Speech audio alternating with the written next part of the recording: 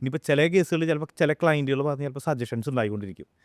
നമുക്ക് ഇന്ന മെറ്റീരിയൽ അല്ലെങ്കിൽ ഇന്ന ബ്രാൻഡിലേക്ക് പൊക്കൂടെ എന്നുള്ളത്. പക്ഷെ അത് നല്ലതാണെന്നുണ്ടെങ്കിൽ, അതായത് നമ്മുടെ QC അത് ചെക്ക് ചെയ്ത് ക്വാളിറ്റി സൈഡ് നല്ലതാണെന്നുണ്ടെങ്കിൽ മാത്രമേ നമ്മൾ സപ്പോർട്ട് ചെയ്യുള്ളൂ. അല്ലാന്നുണ്ടെങ്കിൽ ക്ലയൻറ്റ് നമ്മൾ കൺവിൻസ് ചെയ്യും. ശരിക്കൊരു 10-15 രൂപ ഡിസൈനിങ്ങിന് മാറ്റി വയ്ക്കാതെ ഒരു 50 ലക്ഷം അല്ലെങ്കിൽ 1 കോടിയുടെ ഒരു ഡിസിഷനാണ് എടുക്കുന്നത് പലപ്പോഴും ആൾക്കാർ, അല്ലേ? പക്ഷെ വീടിൻ്റെ വലിപ്പം പുറത്തേക്കൊക്കെ ഉണ്ടാവും. നമ്മൾ താമസിക്കുന്നതിൻ്റെ ഉള്ളിലല്ലേ, നമുക്ക് നല്ലൊരു അറേഞ്ച്മെൻറ്റ് ഉണ്ടാവില്ല, നല്ലൊരു സ്പേസ് പ്ലാനിങ് ഉണ്ടാവില്ല, നമുക്ക് വേണ്ട ഫെസിലിറ്റീസ് ഒന്നും പ്രോപ്പറായിട്ട് ഉണ്ടാവണമെന്നില്ല. വീടിൻ്റെ വലിപ്പം ഉണ്ടാവുള്ളൂ. അപ്പോൾ നിങ്ങൾ ശരിക്കും ഒരു വീടല്ല, നിങ്ങളൊരു ലൈഫ് സ്റ്റൈലാണ് ബിൽഡ് ചെയ്യുന്നില്ല. ഒരു വീട്ടിലുള്ള ആൾക്കാരുടെ ഫ്യൂച്ചറിലേക്ക് തിങ്ക് ചെയ്തിട്ട് അവരുടെ എൻ്റെ ഒരു പാറ്റേൺ ആണ് നിങ്ങൾ ഡിസൈൻ ചെയ്യുന്നത്. നമ്മളിപ്പോൾ ഒരുവിധം എല്ലാവരും വീട് വയ്ക്കുന്നത് കുറച്ചൊരു സെറ്റിലായിട്ടുള്ള ആളുകളായിരിക്കും. ഇവർ ശരിക്കും വീട് വയ്ക്കുന്നത് ഒന്നല്ലെങ്കിൽ ഇവരുടെ റിട്ടയർമെൻറ്റ് ലൈഫിലേക്ക്, അല്ലെങ്കിൽ ഇവരുടെ അടുത്ത ജനറേഷന് വേണ്ടിയിട്ട്. ഇങ്ങനെയായിരിക്കും പലരും വീട് വയ്ക്കുന്നത്. അപ്പോൾ കുറച്ചുകൂടെ ഫ്യൂച്ചർ കണ്ടുകൊണ്ടുള്ള എമിനിറ്റീസാണ് നമ്മൾ ശരിക്കും കൊടുക്കേണ്ടത്. അപ്പോൾ ചിലപ്പോൾ ചില ക്ലയൻറ്റുകൾ ഓപ്പണായിട്ട് പറയുകയും ചെയ്യും, ഇപ്പോൾ എനിക്ക് മുകളിലേക്ക് അധികം ടച്ച് ചെയ്യണ്ട, കാരണം മക്കൾ വലുതാകുമ്പോൾ അവരുടെ ഇഷ്ടത്തിന് ചെയ്യാം. കാരണം ഇപ്പോൾ ചെയ്ത് കഴിഞ്ഞാൽ ചിലപ്പോൾ അവരുടെ ഇഷ്ടത്തിന് വീണ്ടും അത് ചിലപ്പോൾ റിനോവേറ്റ് ചെയ്യേണ്ട ആവശ്യം വരില്ലേ. പക്ഷെ ഒന്നുണ്ട്, നമ്മൾ ഇത്രയും നന്നായിട്ടൊരു പ്രൊഫഷണൽ ടീമിനെ കൊണ്ട് ഡ്രോയിങ് ഒക്കെ വരച്ചു, എക്സിക്യൂട്ട് ചെയ്യുന്ന ആൾക്ക് നോക്കാൻ അറിയാതെ പോയില്ലേ. അപ്പോൾ ഈ പറഞ്ഞ പോലെ പൈസ പോയി. തീരെ ക്വാളിറ്റി ഇല്ലാത്ത രീതിയിൽ, ഐ മീൻ അത് കംപ്ലീറ്റ് പോലും ചെയ്തിട്ടില്ല റൂഫ്, പക്ഷേ ഫാൾ സീലിംഗ് വെച്ചിട്ട് ഫ്ലാറ്റ് ആ പ്രോജക്റ്റ് ഹാൻഡ് ഓവർ ചെയ്തിരിക്കുകയാണ്. അത് ശരിയാണോ? ശരിക്കും നമ്മളൊരു വിധം 24 hours നമ്മൾ ലൈവ് ക്യാമറ ഫെസിലിറ്റീസും കൊടുക്കുന്നുണ്ട്. ഇൻ കേസ് ക്ലയൻറ്റ് തന്നെ എപ്പോഴാണെങ്കിലും ഇത് മോണിറ്റർ ചെയ്യാം. ഞങ്ങൾക്കും അത് മോണിറ്റർ ചെയ്യാം, അവർക്കും അത് മോണിറ്റർ ചെയ്യാം. അവിടെ ഒരു ട്രസ്റ്റിൻ്റെ ഒരു പ്രശ്നം അവിടെ വരുന്നില്ല. നിങ്ങൾ വാസ്തു നോക്കിയിട്ടാണോ ഈ പ്രോജക്റ്റുകൾ ഓൺ ചെയ്യുന്നത്, ഡിസൈൻ ചെയ്യുന്നത്? Welcome to growth talks. ഏതൊരു മനുഷ്യൻ്റെയും ജീവിതത്തിൽ അവൻ ഒരിക്കലെങ്കിലും ഒരു വീട് വയ്ക്കുന്നുണ്ടായിരിക്കും, അല്ലേ? പ്രത്യേകിച്ച് നമ്മളെപ്പോലെ ഒരു ഗവൺമെൻറ് ജോലിയൊക്കെ ഉള്ള ആൾക്കാരാണെങ്കിൽ നമ്മുടെ ലൈഫിലെ ഏറ്റവും വലിയ ഒരു മൊമെൻ്റാണ് സ്വന്തമായിട്ടൊരു വീട് വയ്ക്കുക എന്ന് പറയുന്നത്. പക്ഷേ നിങ്ങളൊരു വീട് വയ്ക്കാൻ ആഗ്രഹിക്കുന്ന വ്യക്തിയാണെങ്കിൽ, അല്ലെങ്കിൽ ഇനി മുന്നോട്ട് എപ്പോഴെങ്കിലും നിങ്ങൾ വീട് വയ്ക്കും എന്ന് നിങ്ങൾക്ക് തോന്നുന്നുണ്ടെങ്കിൽ, ഈ പോഡ്കാസ്റ്റ് മുഴുവനായിട്ട് കാണാനായിട്ട് ശ്രമിക്കുക. ഒരുപാട് നല്ല ഇൻസൈറ്റ്സ് ഉണ്ട്. ഒരുപാട് എക്സ്പീരിയൻസ്ഡ് ആയിട്ടുള്ള ഒരു പ്രൊഫഷണലാണ് നമ്മളുടെ കൂടെ ഇരിക്കുന്നത്. നമുക്ക് അദ്ദേഹത്തിൻ്റെ അടുത്തേക്ക് പോകാം. CBR ഹോംസിൻ്റെ founder and director mister Rahul C. രാജനാണ് നമ്മളുടെ ഇന്നത്തെ ഗസ്റ്റ്. നമുക്ക് രാഹുലിനോട് ചോദിക്കാം, ഒരു വീട് വെക്കുന്നവർ അറിഞ്ഞിരിക്കേണ്ട കാര്യങ്ങളും എങ്ങനെ CBR ഹോംസിന് നമ്മളെ സഹായിക്കാൻ സാധിക്കുമെന്നും. Rahul, welcome to growth talks. നന്ദി. രാഹുൽ ഒന്ന് ഇൻട്രൊഡ്യൂസ് ചെയ്യൂ, എങ്ങനെയാണ് രാഹുൽ ഈ ഒരു മേഖലയിലേക്ക് വരുന്നത്? ഞാൻ ശരിക്കും ഈ ഫീൽഡിലേക്ക് വന്നത് എനിക്കിതൊരു ഇഷ്ടപ്പെട്ടു വന്നിരിക്കുന്ന മേഖല. ഇതൊരു ജോലിയായിട്ട് ചെയ്യണമെന്ന് വിചാരിച്ചിട്ട് അങ്ങനെ കയറിയതല്ല. അപ്പോൾ എനിക്കിതിൽ ശരിക്കും പറഞ്ഞാൽ ഇപ്പോൾ മൊത്തത്തിൽ എനിക്ക് ഒരു 8.5 വർഷത്തെ എക്സ്പീരിയൻസ് എനിക്ക് ഈ ഫീൽഡിലുണ്ട്. അപ്പോൾ ഈ എൻ്റെ ഒരു 8.5 വർഷത്തെ എക്സ്പീരിയൻസിൽ ഞാൻ ഏകദേശം ഒരു 500-ലധികം ഫാമിലിക്ക് ഞാൻ നല്ല രീതിയിൽ വീടുകൾ കാര്യങ്ങളൊക്കെ നമ്മൾ ചെയ്തു കൊടുത്തിട്ടുണ്ട്. അതിൽ പല കാറ്റഗറീസ് വരും. നമുക്കൊരു 1500 സ്ക്വയർ ഫീറ്റ് മുതൽ 15000 സ്ക്വയർ ഫീറ്റ് വരെയുള്ള പ്രൊജക്റ്റുകൾ നമ്മൾ ചെയ്തു കൊടുത്തിട്ടുണ്ട്. ഓക്കെ. അപ്പോൾ അവിടെ ഒന്നും വേറെ കാറ്റഗറീസ് ചെയ്തിട്ടൊന്നല്ല, എല്ലാവർക്കും വീട് എന്ന് പറയുന്നത് അവരുടെ ലൈഫിൽ ഒന്നോ ചിലവർക്ക് അത് രണ്ടോ ആയിട്ട് കിട്ടുന്നൊരു വലിയൊരു കാര്യമാണല്ലോ. ഒത്തിരി ഒരു ഫാമിലിയുടെ എല്ലാവരുടെയും ഒരു സന്തോഷത്തിൻ്റെയും ഒരുപാട് നാളത്തെ സ്വപ്നത്തിൻ്റെയൊക്കെ ഒരു ഫലമായിട്ടുള്ള കാര്യങ്ങൾ. അപ്പോൾ അത്രയും പ്രൊജക്റ്റുകൾ എനിക്ക് നല്ല രീതിയിൽ ചെയ്തു കൊടുക്കാൻ പറ്റിയിട്ടുണ്ടെന്നുള്ളത് നമുക്കൊരു സന്തോഷമുള്ളൊരു കാര്യമാണ്. രാഹുൽ, ഞാൻ വളരെ പ്ലെയിൻ ആയിട്ടുള്ളൊരു ക്വസ്റ്റ്യനിൽ സ്റ്റാർട്ട് ചെയ്യാം. ഓക്കെ. ഇപ്പോൾ ഒരു സാധാരണക്കാരന് വീട് വയ്ക്കാൻ ആഗ്രഹിക്കുന്ന സമയത്ത്, ഞാൻ സാധാരണക്കാരൻ എന്ന് പറയുമ്പോൾ അത് പല റേഞ്ചിലും ഉണ്ടാവാം, സാധാരണക്കാർ തന്നെ പല റേഞ്ചിലാണ്. അപ്പോൾ അവർ ഇപ്പം ഞാൻ തന്നെ എൻ്റെ ലൈഫിൽ 2 വീട് വെച്ചിട്ടുണ്ട്. ഓക്കെ, ഞാൻ ആദ്യം പാരൻസിന് വേണ്ടി ഒരു വീട് വെച്ചു, ഇപ്പോൾ ഞങ്ങൾക്ക് വേണ്ടിയിട്ട് വീട് വെച്ചു. ഈ രണ്ടിൻ്റെയും എക്സ്പീരിയൻസ് ടോട്ടലി ഡിഫറൻ്റ് ആയിരുന്നു. ഓക്കെ. പിന്നെ ഇത് രണ്ടും തമ്മിൽ ഓൾമോസ്റ്റ് ഒരു 15 years ഗ്യാപ്പും ഉണ്ടായിരുന്നു. ഓക്കെ, അപ്പോൾ കോസ്റ്റ് വൈസും ഭയങ്കര ഡിഫറൻസ് ഉണ്ടായിരുന്നു. സ്ട്രക്ചർ വൈസ് ഓൾമോസ്റ്റ് എല്ലാം സിമിലർ ആണ്. പക്ഷേ രണ്ടാമത്തെ വീട് വെച്ച് കഴിഞ്ഞപ്പോഴും എനിക്ക് ഒരുപാട് മിസ്റ്റേക്സ് തോന്നി ഞാൻ ചെയ്തത്. അപ്പോൾ ഇനിയൊരു വീട് വയ്ക്കുമ്പോൾ ഞാൻ ശ്രദ്ധിക്കണമെന്ന് തോന്നി. എനിക്ക് ഒരുപാട് കാര്യങ്ങൾ അതിൽ നിന്ന് പഠിക്കാൻ പറ്റി. അപ്പോൾ അവിടെയും എനിക്ക് തോന്നുകയാണ് ഞാനൊരു ബിഗിനർ തന്നെയാണ്. ഇനിയൊരു വീട് വെക്കാൻ ഉദ്ദേശിക്കുമ്പോഴും എനിക്ക് സീറോ എന്ന് അറിയണം കുറേ കാര്യങ്ങൾ. ആ രീതിയിൽ ഒന്ന് ഗൈഡ് ചെയ്യാവൂ രാഹുലിനെ. ലൈക്ക് ഒരു വീട് വെക്കാൻ ആഗ്രഹിക്കുന്ന ഒരു വ്യക്തി എവിടെയാണ് ഫസ്റ്റ് ചിന്തിച്ചു തുടങ്ങേണ്ടത്? തീർച്ചയായിട്ടും. ഇപ്പോൾ സാറ് ഓൾറെഡി പറഞ്ഞു, സാറ് 2 എക്സ്പീരിയൻസ് ചെയ്ത് കഴിഞ്ഞു. പക്ഷേ രണ്ടും സാറിന് അത് കഴിഞ്ഞിട്ട് സാറിന് നല്ല റിസൾട്ട് കിട്ടിയിരുന്നത്. കാരണം സാറിൻ്റെ പ്രൊഫഷൻ അതല്ല. അപ്പോൾ ശരിക്കും പറഞ്ഞാൽ ആദ്യം നമ്മളൊരു കാര്യം ചെയ്യുമ്പോൾ അതിനൊരു പ്രൊഫഷണൽ ആയിട്ടുള്ളൊരു ടീമിനെ അപ്രോച്ച് ചെയ്യുക എന്നുള്ള കാര്യം. കാരണം ഇതിൻ്റെ ഒരു പ്ലാൻ വരയ്ക്കുക എന്നുള്ളത് മാത്രമല്ല, ഇത് എൻഡ് വരുന്നത് എവിടെയാണ്, നമുക്ക് താമസിക്കാനായിട്ടുള്ള രീതിയിൽ നല്ലൊരു ഇൻറ്റീരിയർ വരണം, ഇത് കഴിഞ്ഞ് ഇതിൻ്റെ പുറത്ത് ലാൻഡ്സ്കേപ്പ് വരണം. ഇതെല്ലാം കൂടെ വരുമ്പോഴാണ് ഒരു വീടായിരിക്കുള്ളൂ നമുക്ക് വേണ്ട രീതിയിൽ. ഇപ്പോൾ നമ്മൾ എവിടെയെങ്കിലും ഒരു ഡിസൈനോ ഒരു ഇഷ്ടപ്പെട്ട കുറച്ച് എലമെൻറ്റുകളോ നമ്മുടെ വീട്ടിൽ ചെയ്യാമെന്ന് പറഞ്ഞു കഴിഞ്ഞാൽ അത് ചിലപ്പോൾ ആ വീട്ടിൽ ഭംഗിയായിരിക്കും, നമ്മുടെ ഇഷ്ടത്തിനനുസരിച്ച് അല്ലെങ്കിൽ നമ്മുടെ പരിമിതിക്ക് അനുസരിച്ചുള്ള സാധനം ആയിരിക്കില്ല. അപ്പോൾ അവിടെ ശരിക്കും തീർച്ചയായിട്ടും ഒരു എക്സ്പേർട്ടിൻ്റെ ഒരു അഡ്വൈസ് വേണം. അതാണ് നമ്മുടെ മെയിനായിട്ടുള്ള നമ്മൾ സർവ് ചെയ്ത് കൊടുക്കുന്നത്. ഒരു പ്ലാൻ വരയ്ക്കുന്ന സമയം മുതലേ നമ്മൾ ആ വീട് ഫിനിഷ് ചെയ്യുമ്പോൾ എങ്ങനെ ഉണ്ടാവും, അവിടെ എന്തൊക്കെ ഇൻറ്റീരിയറിലായാലും എന്തൊക്കെ എങ്ങനെയൊക്കെ പ്ലാൻ ചെയ്യാന്നുള്ളതിൻ്റെ ഒരു എൻഡ് ടു എൻഡ് എല്ലാം ഞങ്ങളൊന്ന് പ്ലാൻ ചെയ്തിട്ടായിരിക്കും ക്ലയൻറ്റിലേക്ക് ഞങ്ങളൊരു സർവീസ് കൊടുക്കുക. രാഹുൽ, പലപ്പോഴും ഒരു വീട് വെക്കുന്ന സമയത്തേ നമ്മൾ ഒരു എക്സ്പേർട്ടിനെ കണ്ട് ഒരു പ്ലാനൊക്കെ ഉണ്ടാക്കണം നമുക്കറിയാം. പക്ഷേ എല്ലാവരും ചിന്തിക്കുന്നത് ഒരു എക്സ്പേർട്ടിനെ കണ്ടു കഴിഞ്ഞാൽ കോസ്റ്റ് കൂടില്ലേ, അതുപോലെ തന്നെ നമുക്ക് തന്നെ റെഫറൻസുകൾ എടുത്തിട്ടൊരു പ്ലാൻ ഉണ്ടാക്കി കൂടെ, പ്രൊഫഷണൽ ചാർജസ് അല്ലെങ്കിൽ പിന്നെ അയാളായിരിക്കും നമ്മളെ പറഞ്ഞ് അതും ഇതൊക്കെ ചെയ്യിപ്പിക്കുന്നുണ്ടായിരിക്കുക, ഒരു വിശ്വാസമില്ലായ്മ, ഇങ്ങനെയൊക്കെ ആൾക്കാർക്ക് പൊതുവേ തോന്നാറുണ്ട്. അപ്പോൾ ഇങ്ങനെയുള്ള കസ്റ്റമേഴ്സ് വരാറുണ്ടോ? ശരിക്കും പറഞ്ഞാൽ ഇങ്ങനത്തെ കസ്റ്റമേഴ്സ് വരാറുണ്ട്. കാരണം വെച്ച് കഴിഞ്ഞാൽ അങ്ങനെ ഒരു കോസ്റ്റ് ശരിക്കും പറഞ്ഞു കഴിഞ്ഞാൽ അധിക ചിലവല്ല. അതായത് അങ്ങനെ ഒരു കോസ്റ്റ് ഒരു പ്രൊഫഷണലായിട്ടൊരു ടീമിന് അത് കൊടുക്കുന്നുണ്ടെന്നുണ്ടെങ്കിൽ ശരിക്കും അത് കസ്റ്റമർക്ക് അത് ബെനിഫിറ്റ് തന്നെയാണ് ലോങ് ടൈമിലേക്ക് നോക്കുമ്പോൾ. കാരണം ഒരു എക്സ്പേർട്ട് വരുമ്പോൾ ശരിക്കും പറഞ്ഞു കഴിഞ്ഞാൽ ഇതിൻ്റെ പ്രാക്ടിക്കൽ സൈഡ് കൂടെ നോക്കിയിട്ടായിരിക്കും സജഷൻസ് തരിക. അതെ. ഇപ്പോൾ അല്ലാന്നുണ്ടെങ്കിൽ ഇപ്പോൾ കസ്റ്റമർ സൈഡിൽ മാത്രം ചെയ്യുമ്പോൾ എന്താണെന്ന് വെച്ച് കഴിഞ്ഞാൽ ഇവർക്കൊരു വിഷൻ ഉണ്ടാവില്ല. അതായത് ഇവരൊരു പ്ലാൻ കണ്ടു കഴിഞ്ഞാൽ ഓക്കെ അത് ഇഷ്ടപ്പെട്ടു, അത് പണിത് പോകുമ്പോഴായിരിക്കും ഇവർക്ക് വേണ്ട റിക്വയർമെൻറ്റ്സ് അതിൽ കൊള്ളിക്കണം എന്നുണ്ടെങ്കിൽ ചിലപ്പോൾ മാറ്റങ്ങൾ വേണ്ടി വരും. ഇതിപ്പോൾ നമുക്കൊരു പ്രോപ്പറായിട്ടുള്ള രീതിയിലൊരു ഫർണിച്ചറിൻ്റെ അറേഞ്ച്മെൻറ്റ് ചിലപ്പോൾ നമുക്ക് ചെയ്യാൻ പറ്റില്ല, സ്പേസ് പ്ലാനിങ് ചിലപ്പോൾ കറക്റ്റ് ആയിരിക്കില്ല. അപ്പോൾ ഇതൊക്കെ ലാസ്റ്റ് സമയത്തേക്ക് വരുമ്പോൾ ഇന്റീരിയർ എപ്പോഴും എല്ലാവരും ഫൈനൽ സ്റ്റേജിലാണല്ലോ ചിന്തിച്ച് തുടങ്ങുക. അപ്പോൾ ആ സമയമാകുമ്പോഴേക്കും ചിലപ്പോൾ ഈ പറയുന്ന ചേഞ്ചസുകൾ അവരെ അധിക ചിലവിലേക്കും ഇവരെ അധിക സമയത്തിലേക്കും കൊണ്ടുപോകും. അതൊരു എക്സ്പേർട്ട് പ്രോപ്പറായിട്ട് അതിലുണ്ടെന്നുണ്ടെങ്കിൽ ഇത് പണിത് പൊളിക്കണേക്കാളും മുന്നേ തന്നെ ഇവരുടെ ഒരു ഗൈഡൻസ് ഓട്ടോമാറ്റിക് വരും. പിന്നെ ഡ്രോയിങ് ആണല്ലോ ചെയ്യുന്നത്, നമുക്ക് വീട് പണിത് കഴിഞ്ഞ് കാണുന്ന ആ ഒരു പിക്ചർ 3D നമുക്ക് കാണിച്ചു തരാമല്ലോ. അത് കാണുമ്പോൾ നമുക്കറിയാലോ എന്താണ് വരാൻ പോണത്, എങ്ങനെയാണ് വരാൻ പോകണമെന്നുള്ളത്. ഡ്രോയിങ് അല്ലേ, നമുക്ക് വേറെ നഷ്ടമൊന്നുമില്ലല്ലോ, നമുക്ക് ചെയ്യിപ്പിക്കാമല്ലോ. നമുക്കത് റിവിഷൻ ചെയ്ത് നമുക്ക് സാറ്റിസ്ഫൈഡ് ആവുന്ന പോയിന്റിൽ ലോക്ക് ചെയ്താൽ പോരെ. അവിടെ നിന്ന് അങ്ങോട്ട് നമുക്ക് വർക്ക് ചെയ്യുമ്പോൾ നമുക്കും ഒരു പിക്ചറുണ്ട്, വർക്ക് ചെയ്യുന്ന വർക്കേഴ്സിന് ഒരു പിക്ചറുണ്ട്, എന്താണ് ഫൈനലായിട്ട് വരാൻ പോകണത്. അപ്പോൾ ആ ഒരു ഐഡിയ കിട്ടുമ്പോൾ ശരിക്കും പറഞ്ഞു കഴിഞ്ഞാൽ ഇത് ശരിക്കും പറഞ്ഞാൽ ഒരു എന്താ പറയുക അധിക ചിലവല്ല. ശരിക്കും പറഞ്ഞു കഴിഞ്ഞാൽ നമുക്കതൊരു ബെനിഫിറ്റ് തന്നെയാണല്ലോ. കാരണം ശരിക്കൊരു 10-15 രൂപ ഡിസൈനിങ്ങിന് മാറ്റി വയ്ക്കാതെ ഒരു 50 ലക്ഷം അല്ലെങ്കിൽ 1 കോടിയുടെ ഒരു ഡിസിഷനാണ് എടുക്കുന്നത് പലപ്പോഴും ആൾക്കാർ, അല്ലേ? അതെ. കാരണം അതിലെന്താ വെച്ച് കഴിഞ്ഞാൽ വീട് പറയുമ്പോൾ ചിലപ്പോൾ 5000, 6000, 7000 സ്ക്വയർ ഫീറ്റൊക്കെ വലിയ വീടായിരിക്കും. പക്ഷേ വീടിൻ്റെ വലിപ്പം പുറത്തേക്കൊക്കെ ഉണ്ടാവും. നമ്മൾ താമസിക്കുന്നതിൻ്റെ ഉള്ളിലല്ലേ, നമുക്ക് നല്ലൊരു അറേഞ്ച്മെൻറ്റ് ഉണ്ടാവില്ല, നല്ലൊരു സ്പേസ് പ്ലാനിങ് ഉണ്ടാവില്ല, നമുക്ക് വേണ്ട ഫെസിലിറ്റീസ് ഒന്നും പ്രോപ്പറായിട്ട് ഉണ്ടാവണമെന്നില്ല, വീടിൻ്റെ വലിപ്പം ഉണ്ടാവുള്ളൂ.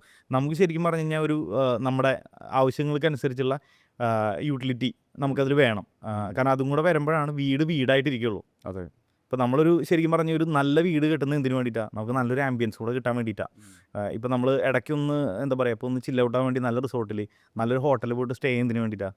നമുക്ക് ആ ഒരു നമ്മളങ്ങനെ പോയി ഇതാക്കുമ്പോൾ നമുക്ക് കുറച്ചുകൂടെ റിലാക്സായി. ഇപ്പോൾ നമ്മളൊരു നല്ല പാട്ട് കേൾക്കുമ്പോൾ നമ്മുടെ മൂഡ് മാറുന്ന പോലെ പറയുന്ന പോലെ തന്നെ നല്ലൊരു വീട്ടിൽ നമ്മൾ ജീവിക്കുമ്പോൾ ഓട്ടോമാറ്റിക്കലി നമ്മുടെ മൂഡും മാറും. നമ്മൾ ഏറ്റവും കൂടുതൽ സമയം സ്പെൻഡ് ചെയ്യുന്നത് നമ്മുടെ വീട്ടിൽ തന്നെയല്ലേ, നമ്മുടെ ഫാമിലിയും ഉണ്ടാവുന്ന ഇവിടെ തന്നെയല്ലേ. ഇപ്പോൾ നമ്മൾ ജോലി സംബന്ധമായിട്ടുള്ള എന്തെങ്കിലും ഒരു പ്രഷറോ എന്തെങ്കിലും സ്ട്രെസ്സൊക്കെ കഴിഞ്ഞ് വരുന്നത് നമ്മുടെ വീട്ടിലോട്ടാണ്, ഈ കിടക്കാൻ നേരത്ത് വരുന്നത് വീട്ടിലോട്ടാണ്. അപ്പോൾ ഇവിടെ വരുമ്പോൾ ഒരു നല്ലൊരു ആംബിയൻസോ അല്ലെങ്കിൽ ഒരു നല്ലൊരു യൂട്ടിലിറ്റി ഇല്ല എന്നുണ്ടെങ്കിൽ നമ്മൾ വീണ്ടും സ്ട്രെസ്. ശരിക്കും ഒരു എക്സ്പേർട്ടാണ് നമ്മളുടെ ഡ്രീം ഡിസൈൻ ചെയ്യുന്നത്, ഒരു വീട് ഡിസൈൻ ചെയ്ത് തരേണ്ടത്, അല്ലേ? തീർച്ചയായിട്ടും നമ്മളുടെ ഇൻസൈറ്റ്സ് എടുത്ത് അല്ലെങ്കിൽ നമ്മളെ ഗൈഡ് ചെയ്ത് ആ ഒരു പ്രോസസ്സിലേക്ക് കൊണ്ടുപോകേണ്ടത്. തീർച്ചയായിട്ടും അത് ശരിക്കും ഗൈഡിൽ മാത്രമല്ല, നമുക്കൊരു നല്ല ലൈഫ് സ്റ്റൈൽ ഉണ്ടാകുമ്പോൾ ഓട്ടോമാറ്റിക്കലി അത് നമ്മുടെ എല്ലാ കാര്യത്തിലും നമ്മുടെ ആരോഗ്യത്തിലായാലും എല്ലാത്തിലും അതിൻ്റെ വ്യത്യാസങ്ങൾ നമുക്ക് കൊണ്ടുവരാൻ പറ്റും. True, I agree to this. Because ഞാൻ കണ്ടിട്ടുണ്ട്, അതായത് വളരെ കഷ്ടപ്പെട്ട് വീട് വെച്ച ഒരു ഫാമിലി അന്ന് അവർ അങ്ങനെ ഒരു ഡിസിഷൻ എടുത്തു. പക്ഷേ അഗെയിൻ ഒരുപാട് വീടൊന്നും മാറ്റി വയ്ക്കാൻ പറ്റില്ലല്ലോ. അപ്പോൾ ലൈഫിലെ പെർമനൻ്റ് ഇപ്പോഴും അവർ ആ വീട്ടിലാണ് താമസിക്കുന്നത്. പക്ഷേ ആ വീട് ഭയങ്കര ചെറിയൊരു ഇടുങ്ങിയ വീടാണ്. അപ്പോൾ അത് ഇവരുടെ എൻറ്റയർ ലൈഫിനെ ബാധിക്കുന്നുണ്ട്, അവരുടെ ലൈഫ് സ്റ്റൈലിനെ ബാധിക്കുന്നുണ്ട്, ഹെൽത്തിനെ ബാധിക്കുന്നുണ്ട്, റിലേഷൻസിനെ ബാധിക്കുന്നുണ്ട്.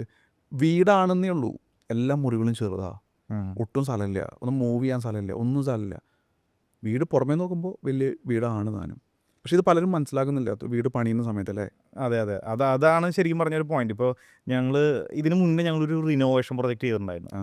അപ്പോൾ ആ റിനോവേഷൻ പ്രൊജക്റ്റ് എന്ന് വെച്ച് കഴിഞ്ഞാൽ ശരിക്കും പറഞ്ഞു കഴിഞ്ഞാൽ അവർക്ക് ആ നമ്മളതിൻ്റെ വലിയ വലിപ്പം കൂട്ടുകയോ അങ്ങനത്തെ രീതിയിൽ വീടിനെ എക്സ്റ്റെൻഡ് ചെയ്യുകയോ പൊളിച്ച് വലിയ മാറ്റങ്ങൾ കൊണ്ടൊന്നും ചെയ്തിട്ടില്ല. അതിൻ്റെ ഇൻറ്റീരിയർ കംപ്ലീറ്റ് ഒന്ന് ചേഞ്ച് ചെയ്തു. പിന്നെ കുറച്ച് പഴക്കമുള്ള വീടായിരുന്നു, അപ്പോൾ അതിനനുസരിച്ച് കുറച്ച് മോഡിഫിക്കേഷൻ വരുത്തി. അപ്പോൾ അവിടെ ക്ലയൻറ്റിൻ്റെ മകൻ പറഞ്ഞിട്ടുള്ള കാര്യമാണ്, ആദ്യം ആ റൂമിൽ ഇരുന്നിട്ടാണ് പുള്ളി പഠിച്ചിരുന്നത്. പുള്ളി ശരിക്കും വീട് റിനോവേറ്റ് ചെയ്ത് കുറച്ചുകൂടെ ആ ആംബിയൻസ് ഒക്കെ മാറ്റിയപ്പോൾ പുള്ളിക്ക് കുറച്ചുകൂടെ കാലത്ത് എണീക്കാനും അല്ലെങ്കിൽ എണീറ്റ് കഴിഞ്ഞാൽ കുറച്ച് നേരം ഇരുന്ന് ഹോംവർക്ക് ചെയ്യാനൊക്കെ കുറച്ചുകൂടെ ഒരു എനർജി കിട്ടിയതായിട്ട് പറഞ്ഞിട്ടുണ്ട്. കാരണം നമ്മളൊരു വീട് ഇപ്പം ഞങ്ങളൊരു പ്ലാൻ വരയ്ക്കുമ്പോൾ തന്നെ ഇതിനെല്ലാത്തിനും ഒരു നമുക്ക് എല്ലാം നമ്മുടെ ഒരു പ്രകൃതിയിൽ ചെയ്യുന്ന കാര്യങ്ങളാണല്ലോ. അപ്പോൾ നമുക്ക് ഇതിൻ്റെ ഒരു നല്ല പോസിറ്റീവ് എനർജി കിട്ടണമെന്നുണ്ടെങ്കിൽ സൺലൈറ്റ് പ്രോപ്പറായിട്ട് കിട്ടണം, വെന്റിലേഷൻ പ്രോപ്പറായിട്ട് കിട്ടണം. ഇതൊക്കെ ശരിക്കും പറഞ്ഞാൽ പ്രോപ്പറായിട്ട് അക്കോമഡേറ്റ് ചെയ്യുമ്പോഴാണ് അതിൻ്റെ ഉള്ളിലെ ആ ഒരു പോസിറ്റിവിറ്റി കിട്ടുകയുള്ളൂ. ഇപ്പോൾ ഞങ്ങളൊരു സ്റ്റഡി ടേബിൾ, അതായത് പുള്ളിക്ക് എന്തൊക്കെ റിക്വയർമെൻറ്റ്സ് വേണമെന്ന് ചോദിച്ചു. ഇപ്പോൾ ഒരു ബെഡ്റൂമിൽ എന്തൊക്കെ വേണം, എങ്ങനെയൊക്കെ ഫെസിലിറ്റീസ് കൊടുക്കണം. അപ്പോൾ പുള്ളിയുടേതായിട്ടുള്ള കുറച്ച് ആവശ്യങ്ങളൊക്കെ പറഞ്ഞു. അപ്പോൾ അത് നമ്മൾ അതിനനുസരിച്ചുള്ള ഒരു അറേഞ്ച്മെൻറ്റ് ചെയ്ത് കൊടുത്തു. ഒരു പ്രോപ്പർ ലേഔട്ട്, ഫർണിച്ചർ അറേഞ്ച്മെൻറ്റ് കാര്യങ്ങൾ ചെയ്തു കൊടുത്തു. അത് പുള്ളിയുടെ ശരിക്കും പറഞ്ഞു കഴിഞ്ഞാൽ ഒരു മനസ്സിലും പുള്ളിയുടെ ഒരു ഇതിലും കാര്യത്തിലും എല്ലാത്തിലും ആ വ്യത്യാസം കൊണ്ടുവന്നിട്ടുണ്ട്. നമുക്ക് വർക്ക് കഴിഞ്ഞതിന് ശേഷം അവരത് താമസമായി തുടങ്ങി നമുക്ക് കിട്ടിയുള്ള ഫീഡ്ബാക്ക് കൊണ്ടാണ് പറഞ്ഞത്. അപ്പോൾ അതിൻ്റെ ഒരു ഇമ്പോർട്ടൻസ് ഉണ്ട്. നമ്മൾ എന്ത് കാര്യം ചെയ്യുമ്പോഴും അതൊരു ഓർഗനൈസറായിട്ട് ചെയ്യുമ്പോൾ വ്യത്യാസം അതാ. അല്ലാന്നുണ്ടെങ്കിൽ വീട് എന്താ പറയുക, ഒരു ആ റൂമിൽ തന്നെ വേണമെങ്കിൽ പുള്ളിക്ക് നിൽക്കാം. അപ്പം ഇങ്ങനൊരു വ്യത്യാസം വന്നുകൊണ്ട് പുള്ളിക്ക് ഉണ്ടായ മാറ്റങ്ങളാണ് ഞാനിപ്പോൾ പറഞ്ഞത്. നിങ്ങൾ CBR ഹോംസിൽ ഈ ഇനീഷ്യൽ കൺസൾട്ടേഷൻ തൊട്ട് കൊടുക്കുന്നുണ്ടോ? നമ്മൾ കൊടുക്കുന്നുണ്ട്. നമ്മൾ ശരിക്കും പ്ലാൻ വരയ്ക്കുന്ന കാര്യങ്ങൾ ചെയ്യുന്നുണ്ട്. പ്ലാൻ വരച്ചതിന് ശേഷം കൺസ്ട്രക്ഷൻ നമ്മൾ ചെയ്തു കൊടുക്കുന്നുണ്ട്. പ്ലസ് ഇത് കഴിഞ്ഞതിന് ശേഷം നമുക്കൊരു ഓൺ മാനുഫാക്ചറിങ് യൂണിറ്റ് ഉണ്ട് ഇൻറ്റീരിയറിൻ്റെ. പിന്നെ അതുപോലെ തന്നെ നമുക്ക് നമ്മുടെ ഓഫീസിൽ തന്നെ എല്ലാം ക്രിയേറ്റീവായിട്ടുള്ള യങ് ഡിസൈനേഴ്സ് ടീമാണുള്ളത്. അപ്പോൾ ഇതെല്ലാം നമുക്ക് ഇൻ ഹൗസിലുള്ള കാര്യങ്ങളാണ്. അപ്പോൾ ഒന്നും ഔട്ട്സോഴ്സ് ചെയ്യുന്നതല്ല. അപ്പോൾ നമുക്ക് ഇൻറ്റീരിയറിൻ്റെ ആയാലും ഇനി ഇത് കഴിഞ്ഞാൽ എക്സിക്യൂഷൻ ആയാലും ഇനി ഇതൊക്കെ കഴിഞ്ഞതിന് ശേഷം ഫ്യൂച്ചറിൽ, കാരണം എന്തായാലും ഒരു കാര്യത്തിന് ഒരു മെയിൻ്റനൻസ് ഒക്കെ മേ ബി വരാം. അപ്പോൾ ഇങ്ങനെ വരുമ്പോൾ ഇതിന് ലൈവായിട്ടുള്ള മെയിൻ്റനൻസിന് എന്തെങ്കിലും കാര്യങ്ങൾ വേണമെന്നുണ്ടെങ്കിൽ അതിന് കൊടുക്കുന്ന ടീമും ഇതെല്ലാം നമുക്ക് ഓൺ ടീം തന്നെ നമുക്കുള്ളത്. So basically end to end solution നിങ്ങൾക്ക് എല്ലാം ഉണ്ട്. നമുക്ക് പ്ലസ് നമുക്കൊരു ഓട്ടോമേഷൻ സൊല്യൂഷൻ വരെ നമ്മൾ ചെയ്യുന്നുണ്ട്, ഹോം ഓട്ടോമേഷൻ.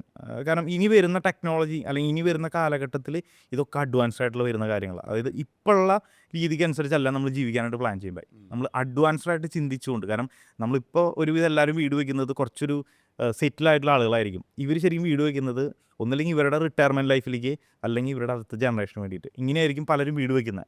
അപ്പോൾ കുറച്ചുകൂടെ ഫ്യൂച്ചർ കണ്ടുകൊണ്ടുള്ള എമിനിറ്റീസാണ് നമ്മൾ ശരിക്കും കൊടുക്കേണ്ടത്. അപ്പോൾ നിങ്ങൾ ശരിക്കും ഒരു വീടല്ല, നിങ്ങളൊരു ലൈഫ് സ്റ്റൈലാണ് ബിൽഡ് ചെയ്യുന്നില്ല.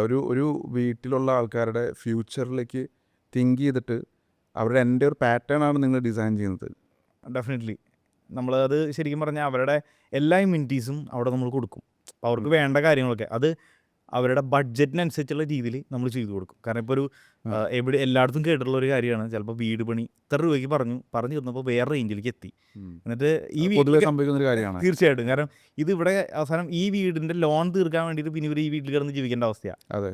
അപ്പോൾ നമ്മൾ ശരിക്കും ചെയ്യുമ്പോൾ ഒരു പരിധി വരെ അവരുടെ ബഡ്ജറ്റിലേക്ക് തന്നെ നമ്മൾ കാര്യങ്ങൾ ചെയ്തു കൊടുക്കും. പിന്നെ മോഡിഫിക്കേഷൻസ് വന്നില്ലെങ്കിൽ കാരണം മേ ബി പറയാൻ പറ്റില്ല, നമുക്ക് ചിലപ്പോൾ ആവശ്യങ്ങൾ ചിലപ്പോൾ കൂടാം ഫൈനൽ സ്റ്റേജ് എത്തുമ്പോൾ. പക്ഷേ നമ്മളെല്ലാത്തിനും ഒരു പ്രോപ്പർ ഗൈഡ് ചെയ്തിട്ട് നമ്മൾ പോവുക. കാരണം കാരണം ഞാനും ഒരു വീട് വയ്ക്കാനായിട്ട് ആഗ്രഹിക്കുന്ന ഒരാളാണ്. അപ്പോൾ എനിക്കും ഒരു ബഡ്ജറ്റും ഉണ്ട്, അല്ലെങ്കിൽ എനിക്കൊരു പ്ലാനിങ് ഉണ്ട് എങ്ങനെ ആവണം എന്നുള്ളത്. അപ്പോൾ എനിക്ക് മനസ്സിലാക്കാൻ പറ്റും. കാരണം ഞാൻ പറഞ്ഞല്ലോ, നമ്മൾ ഓൾമോസ്റ്റ് ഞാനൊരു 500-ലധികം സാറ്റിസ്ഫൈഡ് ആയിട്ടുള്ള ക്ലയൻസുകളെ ചിരിച്ച മുഖത്തോടു കൂടി കണ്ടിട്ടുള്ളതാണ്. അപ്പോൾ അതിൽ നിന്ന് കിട്ടിയിട്ടുള്ള ഒരു ഫീഡ്ബാക്ക് കൊണ്ട് ഞാൻ പറഞ്ഞതാണ്. ശരിക്കും അതായത് എന്തൊക്കെ പ്രോബ്ലംസ് പിന്നീട് വരാമെന്നുള്ളത് മുൻകൂട്ടി കണ്ട്, ഇപ്പോൾ അഗൈൻ ബഡ്ജറ്റ് കൺസ്ട്രെയിൻസ് തീർച്ചയായിട്ടും ഉണ്ട്. ഒരു ബഡ്ജറ്റ് സെറ്റ് ചെയ്ത് കഴിഞ്ഞാൽ പിന്നെ അവർ ലോൺ എടുക്കുന്നതും സേവിങ്സ് എടുക്കുന്ന എല്ലാം ആ ഒരു ബഡ്ജറ്റ് കണ്ടിട്ടായിരിക്കും. പക്ഷെ പലപ്പോഴും ഒരു 20 lakhs ആവറേജ് എല്ലാവരുടെയും മുകളിലേക്ക് പോകാറുണ്ട്. ഞാൻ ഇതുവരെ കണ്ടിട്ടുണ്ട് അങ്ങനെ. ഞങ്ങൾക്കും അങ്ങനെ തന്നെ സംഭവിച്ചിട്ടുള്ളത്. അപ്പോൾ അത് നിങ്ങൾ മുൻകൂട്ടി കണ്ടിട്ട് തന്നെയായിരിക്കും പ്രൊജക്റ്റ് കൊടുക്കാൻ പറ്റും. കാരണം നമ്മുടെ ഒരു എക്സ്പെക്ടേഷൻ എന്ന് പറയുന്നത് ഇതും കൂടെ ചേർത്തിട്ടാണ്. അതായത് ഇപ്പോൾ ക്ലയൻറ്റ് ഇന്നൊരു ഐറ്റം വേണമെന്ന് പറയുമ്പോൾ അതിനൊരു എന്ത് ബഡ്ജറ്റ് റേഞ്ച് വരെ വരും നമുക്ക് പറഞ്ഞു കൊടുക്കാൻ പറ്റും. ആ ഒരു ഗൈഡൻസ് വരെ നമുക്ക് കൊടുക്കാൻ പറ്റും. അപ്പോൾ ക്ലയൻറ്റ് തന്നെ ചൂസ് ചെയ്യാം നമ്മുടെ ഇപ്പോൾ അത് വേണോ അല്ലെങ്കിൽ നമ്മുടെ ബഡ്ജറ്റിൽ അത് എടുക്കാൻ പറ്റും എന്നുള്ളത്. ചില ആളുകൾക്ക് പറയാം. അപ്പോൾ ഞാൻ ചോദിക്കട്ടെ, അപ്പോൾ അവർക്കത് വേണം പക്ഷെ ഇപ്പോൾ വേണ്ട പിന്നീട് മതി എന്ന് പറഞ്ഞാൽ നമുക്ക് ആഡ് ഓൺ ചെയ്യാൻ പറ്റുന്ന രീതിയിലായിരിക്കും അതിനുള്ള ഓപ്ഷൻസ് നമ്മൾ പ്ലാനിൽ ചിലപ്പോൾ കൊടുക്കാൻ പറ്റും. കാരണം അങ്ങനെ ഇപ്പോൾ ഒരു ഫോർ എക്സാമ്പിൾ പറയുകയാണെങ്കിൽ ഇപ്പോൾ ഒരു പൂള് ഇപ്പോൾ വേണ്ട ഫ്യൂച്ചറിൽ മതി, പക്ഷേ ആ പൂള് എവിടെ വെക്കണം എന്നുള്ളത് നമുക്കൊരു പ്ലാനിങ്ങിൽ നമുക്ക് ആദ്യമേ ചെയ്തു വെക്കാൻ പറ്റും. അപ്പോൾ നാളെ നമുക്ക് അവിടെ ഒരു പൂള് കൊടുക്കണം എന്നുണ്ടെങ്കിൽ ആ ഒരു ഭാഗം മാത്രം വർക്ക് ചെയ്താൽ മതി. അപ്പോൾ ഒരു ഫേസ് വൈസ് ആയിട്ട് ബിൽഡ് ചെയ്തു പോകാൻ പറ്റും. അതാണ് നമുക്ക് കിട്ടുന്ന ഇപ്പം ഞങ്ങൾ കൊടുക്കുന്നതിൽ വേറൊരു അഡ്വാൻറ്റേജ് ശരിക്കും പറഞ്ഞാൽ അതാ. ഞാൻ വേറൊരു കാര്യം ചോദിക്കട്ടെ, ഇപ്പോൾ നിങ്ങൾ പ്ലാനിങ് ചെയ്തു, ഓക്കെ, ഇപ്പോൾ ഞാൻ ഒരു കസ്റ്റമറിൻ്റെ പോയിന്റ് ഓഫ് വ്യൂവിൽ തിങ്ക് ചെയ്യണം. അപ്പോൾ ഞാൻ രാഹുലിൻ്റെ അടുത്ത് വന്നു, നിങ്ങളെ കൊണ്ട് പ്ലാൻ ചെയ്യിപ്പിച്ചു, ഇപ്പം എല്ലാം ചെയ്യിപ്പിച്ചു. അത് നിങ്ങളുടെ അടുത്ത് തന്നെ ചെയ്യണം നിർബന്ധമുണ്ടോ? ശരിക്കും അത് നിർബന്ധമില്ല. പക്ഷേ എക്സിക്യൂട്ട് ചെയ്യുമ്പോൾ അറ്റ്ലീസ്റ്റ് ആ ഡ്രോയിങ്ങൾ വെച്ച് ചെയ്യാൻ പറ്റുന്ന ഒരു ബിൽഡറിനാണ് എടുക്കുക. മിനിമം ആ ഒരു കാര്യങ്ങൾ മനസ്സിലാക്കി ചെയ്യാൻ അറിയാം. പറ്റുന്ന. ഞാൻ ചോദിക്കാൻ കാരണം വെച്ചാൽ പല ആൾക്കാരും ഇനി ഇവരുടെ അടുത്ത് പോയി കഴിഞ്ഞാൽ ഇവർ വഴി തന്നെ ചെയ്യേണ്ടി വരുമോ എന്നൊരു ചിന്ത പല ആൾക്കാരുടെ മനസ്സിൽ വരാറുണ്ട്. മനസ്സിലായി. ശരിക്കും അതൊരു നിർബന്ധമായിട്ടുള്ള കാര്യമല്ല. പക്ഷെ ഒന്നുണ്ട്, നമ്മൾ ഇത്രയും നന്നായിട്ടൊരു പ്രൊഫഷണൽ ടീമിനെ കൊണ്ട് ഡ്രോയിങ് ഒക്കെ വരച്ചു, എക്സിക്യൂട്ട് ചെയ്യുന്ന ആൾക്ക് നോക്കാൻ അറിയാതെ പോയില്ല. അപ്പൊ ഈ പറഞ്ഞ പോലെ പൈസ പോയി. അങ്ങനെ ഇനി അത് കഴിഞ്ഞാൽ പിന്നെ അടുത്ത സ്റ്റെപ്പ് എന്താ? അടുത്ത സ്റ്റെപ്പ് എന്ന് പറഞ്ഞാൽ പ്ലാനിങ്, ബഡ്ജറ്റ് പ്ലാനിങ് ആണോ വരിക? നമ്മൾ വീടിന്റെ ശരിക്കും ബേസിക് ഫ്ലോർ പ്ലാനും എക്സ്റ്റീരിയറും റെഡി ആയി കഴിഞ്ഞാൽ നമുക്ക് ബഡ്ജറ്റ് കൊടുക്കാം. അതിനുശേഷം ബഡ്ജറ്റിംഗ്. അപ്പോൾ ബഡ്ജറ്റിംഗ് എടുക്കുന്ന സമയത്ത് നമ്മൾ എന്തൊക്കെയാണ് ശരിക്കും ശ്രദ്ധിക്കേണ്ടത്? ശരിക്കും പറഞ്ഞു കഴിഞ്ഞാൽ നമ്മൾ മെയിനായിട്ട് ശരിക്കും പറഞ്ഞാൽ ബഡ്ജറ്റ് കൺട്രോൾ ചെയ്യുന്നത് ഒന്ന് വീടിൻ്റെ വോളിയം. അല്ല, ഞാൻ 2-3 ആസ്പെക്റ്റിൽ ചോദിക്കാം. ഒരേ ചോദ്യം തന്നെ 2-3 ആസ്പെക്റ്റിൽ ചോദിക്കാം. ചില ആൾക്കാർ ഒരു ബഡ്ജറ്റ് വെച്ചിട്ട് വരും, 1 crore ബഡ്ജറ്റ് സെറ്റ് ചെയ്തിട്ട് അതിൽ ഒരു വീട് വേണമെന്ന് പറയും. ചില ആൾക്കാർ എനിക്കൊരു 2500 സ്ക്വയർ ഫീറ്റിൻ്റെ വീട് വേണം എന്ന് പറഞ്ഞിട്ട് വരും. അവർക്ക് ബഡ്ജറ്റിനെ കുറിച്ച് അറിയണ്ടാവില്ല. ചില ആൾക്കാർ ചിലപ്പോൾ എൻ്റെ നീഡ് ഇതാണ്, അതിന് എത്ര സ്ക്വയർ ഫീറ്റ് എത്ര ബഡ്ജറ്റ് എന്ന് എനിക്കറിയില്ല, നീഡ് ബേസ്ഡ് ആയിട്ട് വരും. അപ്പോൾ എങ്ങനെയാണ് നിങ്ങൾ ആ ഒരു പ്രോസസ്സിനെ എക്സിക്യൂട്ട് ചെയ്യുന്നുണ്ടായിരിക്കുക? ശരിക്കും പറഞ്ഞാൽ ബഡ്ജറ്റ് ശരിക്കും കൺട്രോൾ ചെയ്യുന്നത് പല കാര്യങ്ങളിലൂടെ. ഒന്ന്, വീടിൻ്റെ വലിപ്പം കൂടുമ്പോൾ ഓട്ടോമാറ്റിക്കലി അതിനനുസരിച്ചുള്ള ബഡ്ജറ്റ് കൂടും. പിന്നെ നമ്മൾ അതിൽ ഉപയോഗിക്കുന്ന ഫെസിലിറ്റിക്ക് അനുസരിച്ചിരിക്കും. ലൈക്ക് ഇപ്പം അതിലെന്ന് പറയുമ്പോൾ ഇപ്പം നമ്മളൊരു നോർമൽ ഒരു വീട്ടിൽ തന്നെ ചിലപ്പോൾ ഹോം തിയേറ്റർ, അല്ലെങ്കിൽ നമ്മൾ ഇൻറ്റീരിയർ ചെയ്യുന്ന കാര്യങ്ങൾ, അല്ലെങ്കിൽ അതിൽ നമ്മൾ ഉപയോഗിക്കുന്ന മെറ്റീരിയൽ സൈഡ്. ഇപ്പോൾ നമുക്ക് ടൈല് ചെയ്യുമ്പോൾ ടൈലിന് തന്നെ ഒരു ബഡ്ജറ്റ് ഉണ്ട്. ഇനി അതിൻ്റെ തന്നെ പ്രീമിയം ബഡ്ജറ്റഡ് ആയിട്ടുള്ള കുറച്ചുകൂടെ പ്രീമിയം കോസ്റ്റിലേക്കുള്ള ഫ്ലോറിങ് നമുക്ക് ചെയ്യാം. ഇനി ഇതല്ല, മാർബിളിലേക്ക് പോവാം. ഇപ്പോൾ ഇങ്ങനത്തെ രീതിയിൽ ഡിപ്പെൻസ്, ഇതിൻ്റെ ബഡ്ജറ്റ് നമുക്ക് എങ്ങനെ വേണമെങ്കിലും കൂട്ടാം, കുറയ്ക്കാം. അപ്പോൾ അത് ക്ലയൻറ്റിൻ്റെ ഒരു ബഡ്ജറ്റ് അറിയുമ്പോൾ അതിൽ നിൽക്കുന്ന രീതിയിലുള്ള സ്പെസിഫിക്കേഷൻ ആയിരിക്കും നമ്മൾ കൊടുക്കുക. അങ്ങനെ നമുക്ക് ഈ പറയുന്ന ബഡ്ജറ്റ് നമുക്ക് കുറേയൊക്കെ കൺട്രോൾ ചെയ്യാൻ പറ്റും. അപ്പോൾ ബേസിക്കലി ക്ലയൻറ്റിനോട് ചോദിക്കും നിങ്ങൾക്ക് പ്രീമിയം ആണോ പ്രിഫറൻസ്, ബഡ്ജറ്റ് ആണോ പ്രിഫറൻസ് എന്ന് അവരോട് ചോദിക്കും. അതായത് ഇത് ക്വാളിറ്റി വൈസ് ആയിട്ടുള്ള കാര്യങ്ങളല്ല, ഡിസൈൻ റിലേറ്റ് ചെയ്തിട്ടുള്ള കാര്യങ്ങളൂടെ അതിൽ പോയിന്റ് വരുന്നുണ്ട്. ഇപ്പോൾ ഫോർ എക്സാമ്പിൾ ഞാൻ നേരത്തെ പറഞ്ഞു, നമുക്ക് പ്ലാനും എക്സ്റ്റീരിയറും കൺഫേം ആയി കഴിഞ്ഞാലാണ് നമ്മൾ കൺസ്ട്രക്ഷൻ്റെ ബഡ്ജറ്റ് കൊടുക്കുക. റീസൺ എന്താണെന്ന് വെച്ച് കഴിഞ്ഞാൽ ചിലപ്പോൾ ട്രഡീഷണൽ ടൈപ്പ് വീടായിരിക്കും, വീടിൻ്റെ ഫ്രണ്ടും ഒക്കെ നല്ല പോലെ വുഡൻ പാനലിങ്ങൾ കാര്യങ്ങളൊക്കെ വരും. ഇത് കോസ്റ്റ് കൂടുകയുള്ളൂ. ഇനി ഇതിൻ്റെ കോസ്റ്റ് അല്ല ഗ്ലാസ് ഹൗസ് വരുമ്പോൾ. ഇപ്പോൾ നമുക്ക് അത്യാവശ്യം ഗ്ലാസ് കാര്യങ്ങളൊക്കെ വരുന്നുണ്ടെങ്കിൽ അത് വേറെ കോസ്റ്റ് ആയിരിക്കും. അപ്പോൾ ഇങ്ങനെ ഡിപ്പെൻസ്, നമ്മുടെ ഡിസൈനനുസരിച്ചിട്ടും ബഡ്ജറ്റിൽ ആ വേരിയേഷൻ വന്നുകൊണ്ടിരിക്കും. അതുകൊണ്ട് നമുക്കൊരു ഇത്ര രൂപയ്ക്ക് കൺസ്ട്രക്ഷൻ ചെയ്യാൻ നമുക്ക് ആദ്യമേ ഒരിക്കലും പറയാൻ പറ്റില്ല. ബേസിക്കായിട്ട് പ്ലാൻ കൺഫേം ആവണം, എക്സ്റ്റീരിയർ കൺഫേം ആവണം. ഇതായി കഴിഞ്ഞാൽ മാത്രമാണ് കൺസ്ട്രക്ഷൻ്റെ ബഡ്ജറ്റിലേക്ക് നമുക്ക് കടക്കാൻ പറ്റുള്ളൂ. ഇതേപോലെ തന്നെയാണ് നമുക്ക് ഇൻറ്റീരിയർ സൈഡിലേക്ക് വരുമ്പോഴും.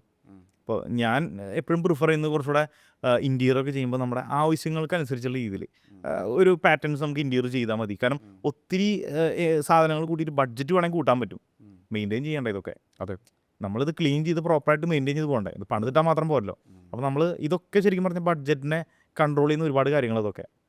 പക്ഷെ ചില ആൾക്കാർ പറയാറില്ലേ, ഇപ്പോൾ പെർ സ്ക്വയർ ഫീറ്റ് ഇത്ര രൂപ എന്നൊക്കെ പറഞ്ഞിട്ട് ആദ്യമേ പറയില്ലേ, അവർ എന്തിൻ്റെ അടിസ്ഥാനത്തിൽ അപ്പോൾ പറയുന്നത്? അതിലൊരുവിധം ടേംസ് ആൻഡ് കണ്ടീഷൻസ് ഉണ്ടായിരിക്കും. അതായത് ചിലപ്പോൾ ഈ ഒരു എന്താ പറയുക, ഏറ്റവും മിനിമലിസ്റ്റ് ആയിട്ടുള്ള ചിലപ്പോൾ സ്പെസിഫിക്കേഷൻ ആയിരിക്കും ചിലപ്പോൾ ചിലപ്പോൾ കൊടുക്കുക. ഇനി ഡിസൈൻ കൊണ്ട് നമ്മൾ അവരെ മുന്നിലേക്ക് പോകുമ്പോൾ അവർ പറയും ഈ ഡിസൈന് ചിലപ്പോൾ ഇത് പറ്റില്ല, ഞങ്ങൾക്ക് ചെയ്തു തരാൻ പറ്റും ഈ റേഞ്ചിന്, പക്ഷേ അത് ഇങ്ങനത്തെ വീടുകൾ പറ്റുള്ളൂ. അതായത് ഡിസൈനൊന്നും ചിലപ്പോൾ അധികം ഇമ്പോർട്ടൻസ് ഇല്ലാത്ത ഇങ്ങനത്തെ ഒരു മിനിമലായിട്ടുള്ള പാറ്റേണാണ് ഞങ്ങൾക്ക് ഈ ബഡ്ജറ്റിന് ചെയ്യാൻ പറ്റുള്ളൂ. ചെയ്യാൻ ആ ബഡ്ജറ്റിന് പറ്റില്ല എന്ന് ഒരിക്കലും നമുക്കും പറയാൻ പറ്റില്ല. കാരണം ആ രീതിയിൽ ചെയ്യാൻ പറ്റുന്ന പാറ്റേൺ ആയിരിക്കും അവർ ചിലപ്പോൾ പ്രസൻറ്റ് ചെയ്യുക. നമ്മൾ ശരിക്കും നമുക്ക് ഇഷ്ടപ്പെടുന്ന ഒരു ഡിസൈനാണ് നമ്മൾ ഇമ്പോർട്ടൻസ് കൊടുക്കണമെന്നുണ്ടെങ്കിൽ അതിൽ ശരിക്കും നമുക്ക് ആദ്യമേ ഒരു ബഡ്ജറ്റ് പറയാൻ പറ്റില്ല. അത് കഴിഞ്ഞ് കഴിഞ്ഞാൽ, ഡിസൈനൊക്കെ കഴിഞ്ഞ് കഴിഞ്ഞാൽ തന്നെ റേറ്റ്. പക്ഷേ ബഡ്ജറ്റ് ഫ്രണ്ട്ലി ഡിസൈൻസും എടുക്കാൻ പറ്റും, തീർച്ചയായിട്ടും അത് നമുക്ക് ചെയ്യാൻ പറ്റും.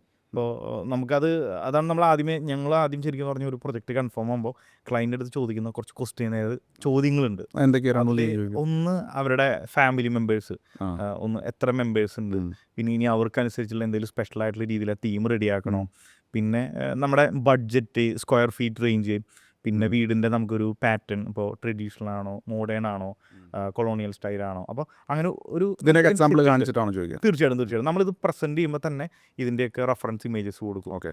അപ്പോൾ ക്ലയൻറ്റ് ശരിക്കും പറഞ്ഞു കഴിഞ്ഞാൽ കുറച്ചുകൂടെ ഇത് പറയുമ്പോൾ ചിലപ്പോൾ വിഷ്വലൈസ് ചെയ്യാൻ ചിലപ്പോൾ കിട്ടില്ല. നമ്മളൊരു പിക്ചർ കാണുമ്പോഴായിരിക്കും നമുക്ക് കുറച്ചുകൂടെ ഒരു ക്ലാരിറ്റി കിട്ടുക. അപ്പോൾ അവർക്കും ചിലപ്പോൾ അവരുടെ മനസ്സിലുള്ളത് ഒരു സാധനം ചിലപ്പോൾ പറയുന്നത് വേറെ പേരുമായിരിക്കും. അപ്പം ഞങ്ങളൊരു ഒരുവിധ മീറ്റിങ്ങുകളായാലും ഓഫ്ലൈൻ നേരിട്ടുള്ള മീറ്റിങ്ങുകളാണെന്നുണ്ടെങ്കിൽ നമ്മളെ സെയിൽസ് ടീം പോകുമ്പോൾ ഓൾറെഡി കാണിച്ചു കൊടുക്കും. ചിലപ്പോൾ വാട്സപ്പ് ത്രൂ ആയിരിക്കും, അപ്പോൾ ഇമേജസ് അയച്ചു കൊടുക്കും. ചിലപ്പോൾ ഗൂഗിൾ മീറ്റ് ആയിരിക്കും. അപ്പോൾ എവിടെയും നമ്മൾ ആദ്യമേ ഇനീഷ്യലി ക്ലയൻറ്റ് ഒരു ക്ലാരിറ്റി കൊടുക്കും, എന്താണ് എങ്ങനത്തെയാണ് വേണ്ടത് എന്നുള്ളത്. എന്നിട്ട് തന്നെയാണ് നമ്മൾ അടുത്ത ഡിസൈൻ പാർട്ടിലേക്ക് നമ്മൾ കിടക്കുള്ളൂ. ശരി, ഇത് വളരെ ഇമ്പോർട്ടൻ്റ് ആയിട്ടുള്ള കാര്യമാണ്. ഇത് പലപ്പോഴും പല ആൾക്കാർ സ്കിപ്പ് ചെയ്യുന്നത് ഒരു ഗൈഡൻസ്. ഇപ്പോൾ സ്ട്രൈറ്റ് അവേ കൊണ്ടുപോയിട്ട് കോൺട്രാക്ടർ കൊടുക്കും, അവരവരുടെ രീതിയിൽ അങ്ങ് പണിത് പോകും. അതാണ് പൊതുവെ പല സ്ഥലത്തും സംഭവിക്കുന്നത്. എനിക്ക് ഇവിടെ ഒരു ചോദ്യം ചോദിക്കാനുള്ളത്, ഇപ്പം ഈ പറഞ്ഞ് കേൾക്കുന്ന സമയത്ത് CBR ഹോംസ് എക്സ്പെൻസീവ് ആയിട്ടുള്ള പ്രൊജക്റ്റുകൾ മാത്രമേ ചെയ്യുള്ളൂ എന്നുണ്ടോ? അങ്ങനെയുണ്ടോ? അങ്ങനെയൊന്നുമില്ല. നിങ്ങൾ ഏത് റേഞ്ചും ചെയ്യും? ഞങ്ങൾ ശരിക്കും പറഞ്ഞാൽ ഏത് റേഞ്ചിലും നമുക്ക് ചെയ്തു കൊടുക്കാൻ പറ്റും. കാരണം എന്ന് വെച്ചാൽ ഞങ്ങൾ ചെയ്തുകൊണ്ടിരിക്കുന്ന പ്രൊജക്റ്റുകൾ എന്ന് പറഞ്ഞാൽ ഇവിടെ കേരളത്തിലല്ല. അതായത് കേരളം മാത്രമല്ല, നമ്മൾ കേരളം, തമിഴ്നാട്, കർണാടക, ആന്ധ്ര, അതായത് ഒരുവിധം പാൻ ഇന്ത്യ രീതിയിൽ ചെയ്യണമെന്നാണ് ഞങ്ങളുടെ ആഗ്രഹം. പക്ഷേ 28 സ്റ്റേറ്റിൽ നമുക്ക് പ്രൊജക്റ്റ് നിലവിലില്ല. പക്ഷേ ഞങ്ങൾക്ക് ഒരു 11 സ്റ്റേറ്റിൽ ഞങ്ങൾ ഓൾറെഡി പ്രസൻസ് കാണിച്ചു കഴിഞ്ഞു. ഓക്കെ.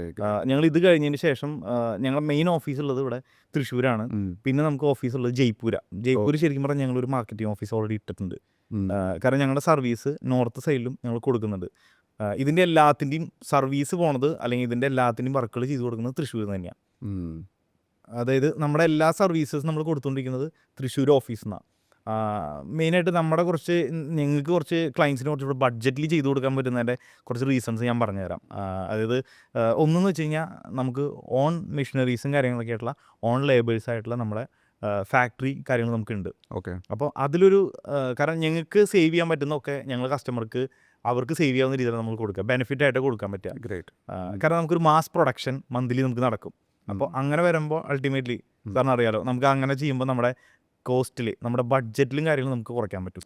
അപ്പോൾ ഇതൊക്കെ ശരിക്കും പറഞ്ഞു കഴിഞ്ഞാൽ കസ്റ്റമറിന് നമ്മളത് അവർക്ക് ബെനിഫിറ്റ് ആയിട്ട് നമുക്ക് കുറച്ച് കൊടുക്കാൻ പറ്റുമല്ലോ. അതെ, സത്യം. നമുക്ക് നമ്മുടെ ഒരു സൈഡ് മാത്രം നോക്കിയിട്ട് കാര്യമില്ലല്ലോ. നമുക്കൊരു എക്സ്ട്രാ ബെനിഫിറ്റ് വരുമ്പോൾ നമ്മളും അത് ക്ലയൻറ്റിന് കുറച്ച് കൊടുക്കുക. ഇത് വലിയൊരു കാര്യമാണ്. നിങ്ങൾക്ക് മാനുഫാക്ചറിങ് യൂണിറ്റ് ഉള്ളപ്പോൾ നല്ല രീതിയിൽ അപ്പുറത്ത് റിഫ്ലക്റ്റ് ചെയ്യും. തീർച്ചയായിട്ടും. അപ്പോൾ അതുകൊണ്ട് നമുക്കിപ്പോൾ ഒരു ക്ലയൻറ്റ് നമുക്കൊരു കാര്യം കമ്മിറ്റ് ചെയ്ത് നമുക്ക് അങ്ങനെ ചെയ്തു കൊടുക്കാൻ പറ്റും. കാരണം നമുക്ക് നമ്മുടെ സ്വന്തം യൂണിറ്റിലാണല്ലോ ചെയ്യുന്നത്. നമുക്കതിന് ലിമിറ്റേഷൻസ് ഇല്ലല്ലോ. നമുക്ക് ആ രീതിയിലേക്ക് വർക്കൗട്ട് ചെയ്ത് കൊടുക്കാം. പ്ലസ് ഈവൻ ആഫ്റ്റർ ഡെലിവറി എന്തെങ്കിലും റിപ്പയറോ മെയിൻ്റനൻസോ വരികയാണെങ്കിൽ അവിടെ നിങ്ങൾക്ക് ഒരു റീപ്ലേസ്മെൻ്റ് ഒക്കെ ചിലപ്പോൾ കൊടുക്കാൻ പറ്റുമായിരിക്കും. തീർച്ചയായിട്ടും. അതെങ്ങനെയാണെന്ന് വെച്ച് കഴിഞ്ഞാൽ ഓൾറെഡി നമ്മുടെ ഫിറ്റിംഗ്സ് ടീം എവിടെയെങ്കിലൊക്കെ ആയിട്ട് ഇൻസ്റ്റാളേഷനായിട്ട് ഏതെങ്കിലും സൈഡിൽ എപ്പോഴും ലൈവായിട്ട് ഉണ്ടാവും. ഇൻ കേസ് ഒരു എമർജൻസി വന്നു കഴിഞ്ഞാൽ അവിടെ നിന്ന് വേണമെങ്കിൽ നമുക്ക് മെയിൻ്റനൻസിലേക്ക് പോവാം. ആ ഒരു മോഡ്യൂൾ മാത്രം മാറ്റിയാൽ മതി. അത്രേ ഉള്ളൂ. അപ്പോൾ എന്താ വെച്ച് കഴിഞ്ഞാൽ നിസ്സാര കാര്യങ്ങൾ ഉണ്ടാവുള്ളൂ. കാരണം നമ്മൾ ക്വാളിറ്റീന് വിട്ട് നമ്മൾ കോംപ്രമൈസ് ചെയ്യാത്ത രീതിയിൽ നമ്മൾ കൊടുക്കുന്നത്. അപ്പോൾ ഞങ്ങൾക്ക് നല്ല ട്രസ്റ്റ് ഉണ്ട് നമ്മൾ ഉപയോഗിക്കുന്ന മെറ്റീരിയലും നമ്മുടെ ഫാക്ടറിയിൽ നിന്ന് പോകുന്ന പ്രൊഡക്റ്റിൻ്റെ ക്വാളിറ്റി. അപ്പോൾ നമുക്ക് പൊതുവെ അധികം മെയിൻ്റനൻസ് നമുക്ക് വരാറില്ല. മെയിൻലി നമ്മൾ യൂസ് ചെയ്യുന്ന മെറ്റീരിയൽ നമ്മൾ എക്സ്പീരിയൻസ് ചെയ്ത് നമ്മളത് ഓക്കെ ആണെന്നുണ്ടെങ്കിൽ മാത്രമാണ് അത് വെച്ച് നമ്മൾ വർക്കൗട്ട് ചെയ്ത് കൊടുത്തുകൊണ്ടിരിക്കുന്നത്. നമ്മൾ അതിനുള്ളൊരു ലൈഫ് ടൈം വാറണ്ടി വരെ നമ്മൾ ചില പ്രൊഡക്റ്റുകൾക്ക് നമ്മൾ കൊടുക്കാറുണ്ട് ഓരോ പ്രൊഡക്റ്റിനനുസരിച്ചിട്ട്. ഓക്കെ. ഇനി അടുത്ത ചോദ്യം, ഇപ്പോൾ നമ്മൾ പ്ലാനിങ് സംസാരിച്ചു, ഡിസിഷൻ ബഡ്ജറ്റിങ്ങിനെ കുറിച്ച് സംസാരിച്ചു. ഇനി അടുത്തത് ഇതിൻ്റെ ഒരു ടൈം ലൈൻ എങ്ങനെയാണ്? ഒരു പ്രൊജക്റ്റ് നിങ്ങൾ എടുക്കുകയാണെങ്കിൽ ഇപ്പോൾ ഞാൻ കണ്ടിട്ടുണ്ട്, ഇപ്പോൾ എൻ്റെ ഒരു ഫ്രണ്ടിൻ്റെ വീഡിയോ 2 വർഷമായിട്ട് പണിതുകൊണ്ടേ ഇരിക്കുകയാണ്, എപ്പോഴും തീർന്നിട്ടില്ല. എന്നാൽ ഇടയ്ക്ക് നിർത്തി വെക്കുകയും ചെയ്യും, പല കാര്യങ്ങളുമുണ്ട്. ചില പ്രൊജക്റ്റുകൾ പെട്ടെന്ന് ഒരു 3 to 6 months പെട്ടെന്ന് എക്സിക്യൂട്ട് ചെയ്ത് കിട്ടുകയും ചെയ്യും. അപ്പോൾ നിങ്ങളെങ്ങനെയാണ് ആ ഒരു ടൈമിങ്ങിനെ അപ്രോച്ച് ചെയ്യുന്നത്? എങ്ങനെയാണ് ടൈമിനെ അപ്രോച്ച് ചെയ്യുന്നത്? ശരി, ഇതിൽ ശരിക്കും പറഞ്ഞാൽ നമുക്ക് മുന്നിലൊരു സാധനം കിട്ടുമ്പോൾ അത് അപ്പം ചെയ്തു പോകാന്നുള്ളത് മാത്രമല്ല, അത് കഴിഞ്ഞ് അടുത്ത സ്റ്റെപ്പ് എന്ത് കടക്കണം എന്നുള്ളൊരു പ്ലാനിങ് കൂടെ ഇനീഷ്യലി നമുക്ക് ഇടണം. ഇപ്പം ഞങ്ങളൊരു എക്സിക്യൂഷൻ സ്റ്റാർട്ട് ചെയ്യുമ്പോൾ ശരിക്കും പറഞ്ഞു കഴിഞ്ഞാൽ നമ്മുടെ പ്രൊജക്റ്റ് എഞ്ചിനീയർ ഉണ്ടായിരിക്കും, ആ സൈഡിലേക്ക് ഒരു സൂപ്പർവൈസർ ഉണ്ടായിരിക്കും, പിന്നെ ഇതിനൊക്കെ കൺട്രോൾ ചെയ്യാൻ വേണ്ടി ഒരു ഓപ്പറേഷൻ മാനേജർ. ഇതൊരു ടീമായിട്ടുള്ള രീതിയിലാണ് നമ്മൾ സർവീസ് കൊടുക്കുന്നത്. അപ്പോൾ ഓട്ടോമാറ്റിക്കലി ഇപ്പോൾ എന്ത് നടക്കണമെന്നോ അല്ലെങ്കിൽ ഈ കാര്യങ്ങൾ നടക്കുമ്പോൾ ഇതിൻ്റെ കൂടുതൽ പാരലി എന്തൊക്കെ കാര്യങ്ങൾ നമ്മൾ അടുത്തത് ചെയ്യാൻ നമ്മൾ പ്രിക്കോഷൻസ് എടുക്കണോ, ഇതൊക്കെ ശരിക്കും പറഞ്ഞാൽ പ്ലാൻഡാണ്. അങ്ങനെ വരുമ്പോൾ ശരിക്കും പറഞ്ഞാൽ ക്ലയൻറ്റിൻ്റെ കൺഫർമേഷൻ എല്ലാ കാര്യത്തിലും സ്പീഡായി കിട്ടുകയാണെന്നുണ്ടെങ്കിൽ നമുക്ക് ശരിക്കും ഫാസ്റ്റ് ഡെലിവറി നമുക്ക് കൊടുക്കാം. സോ ബേസിക്കലി നിങ്ങൾക്കൊരു SOP ഉണ്ട്. ഒരു പ്രൊജക്റ്റ് ഓൺ ആയി കഴിഞ്ഞാൽ എക്സിക്യൂട്ട് ചെയ്യുന്നതിൻ്റെ ഇടയിൽ എന്തൊക്കെ പാരലലി പോകണം. അതെ. അപ്പോൾ ബേസിക്കലി ടൈം കുറയും, മൾട്ടിപ്പിൾ ടീംസ് പാരലലി വർക്ക് ചെയ്യും, എക്സിക്യൂഷൻ പെട്ടെന്ന് തീരും. അതെ, അങ്ങനെയാണോ? അതെ, തീർച്ചയായിട്ടും. കാരണം അങ്ങനെ വരുമ്പോഴാണ് ശരിക്കും ഒരുവിധം എല്ലാവരും ഇവരുടെ ലീവോ, ഇപ്പോൾ NRIs ഒക്കെ ആണെന്നുണ്ടെങ്കിൽ ഇവരുടെ ലീവോ അല്ലെങ്കിൽ ചിലപ്പോൾ വല്ല കല്യാണോ ഇതൊക്കെ നോക്കിയിട്ടായിരിക്കും വീട് പണി പ്ലാൻ ചെയ്ത് വെക്കുക. അപ്പോൾ ഇത് ടൈമിന് കൊടുക്കണ്ടേ? കാരണം കല്യാണം മാറ്റി വയ്ക്കാനോ അല്ലെങ്കിൽ ലീവ് മാറ്റി വയ്ക്കാനോ പറയാൻ പറ്റില്ലല്ലോ. അപ്പോൾ ഇതിന് ശരിക്കും പറഞ്ഞാൽ പ്രോപ്പറായിട്ടൊരു നല്ലൊരു ടീം വർക്ക് തന്നെ വേണം, ഒരു പ്ലാനിങ്ങോട് കൂടിയിട്ട്. എന്നാൽ തന്നെയാണ് ഇത് ടൈമിന് നമുക്ക് കൊടുക്കാൻ പറ്റുള്ളൂ. ഇത് വളരെ ഇൻട്രസ്റ്റിംഗ് ആയിട്ടൊരു പോയിൻ്റാണ്. കാരണം പലപ്പോഴും ഞാൻ കണ്ടിട്ടുണ്ട്, ഇപ്പോൾ ഒരു വർക്ക് കഴിഞ്ഞ് അതിനുശേഷം അടുത്ത ടീം വന്നിട്ട് അടുത്ത് സ്റ്റാർട്ട് ചെയ്യുള്ളൂ.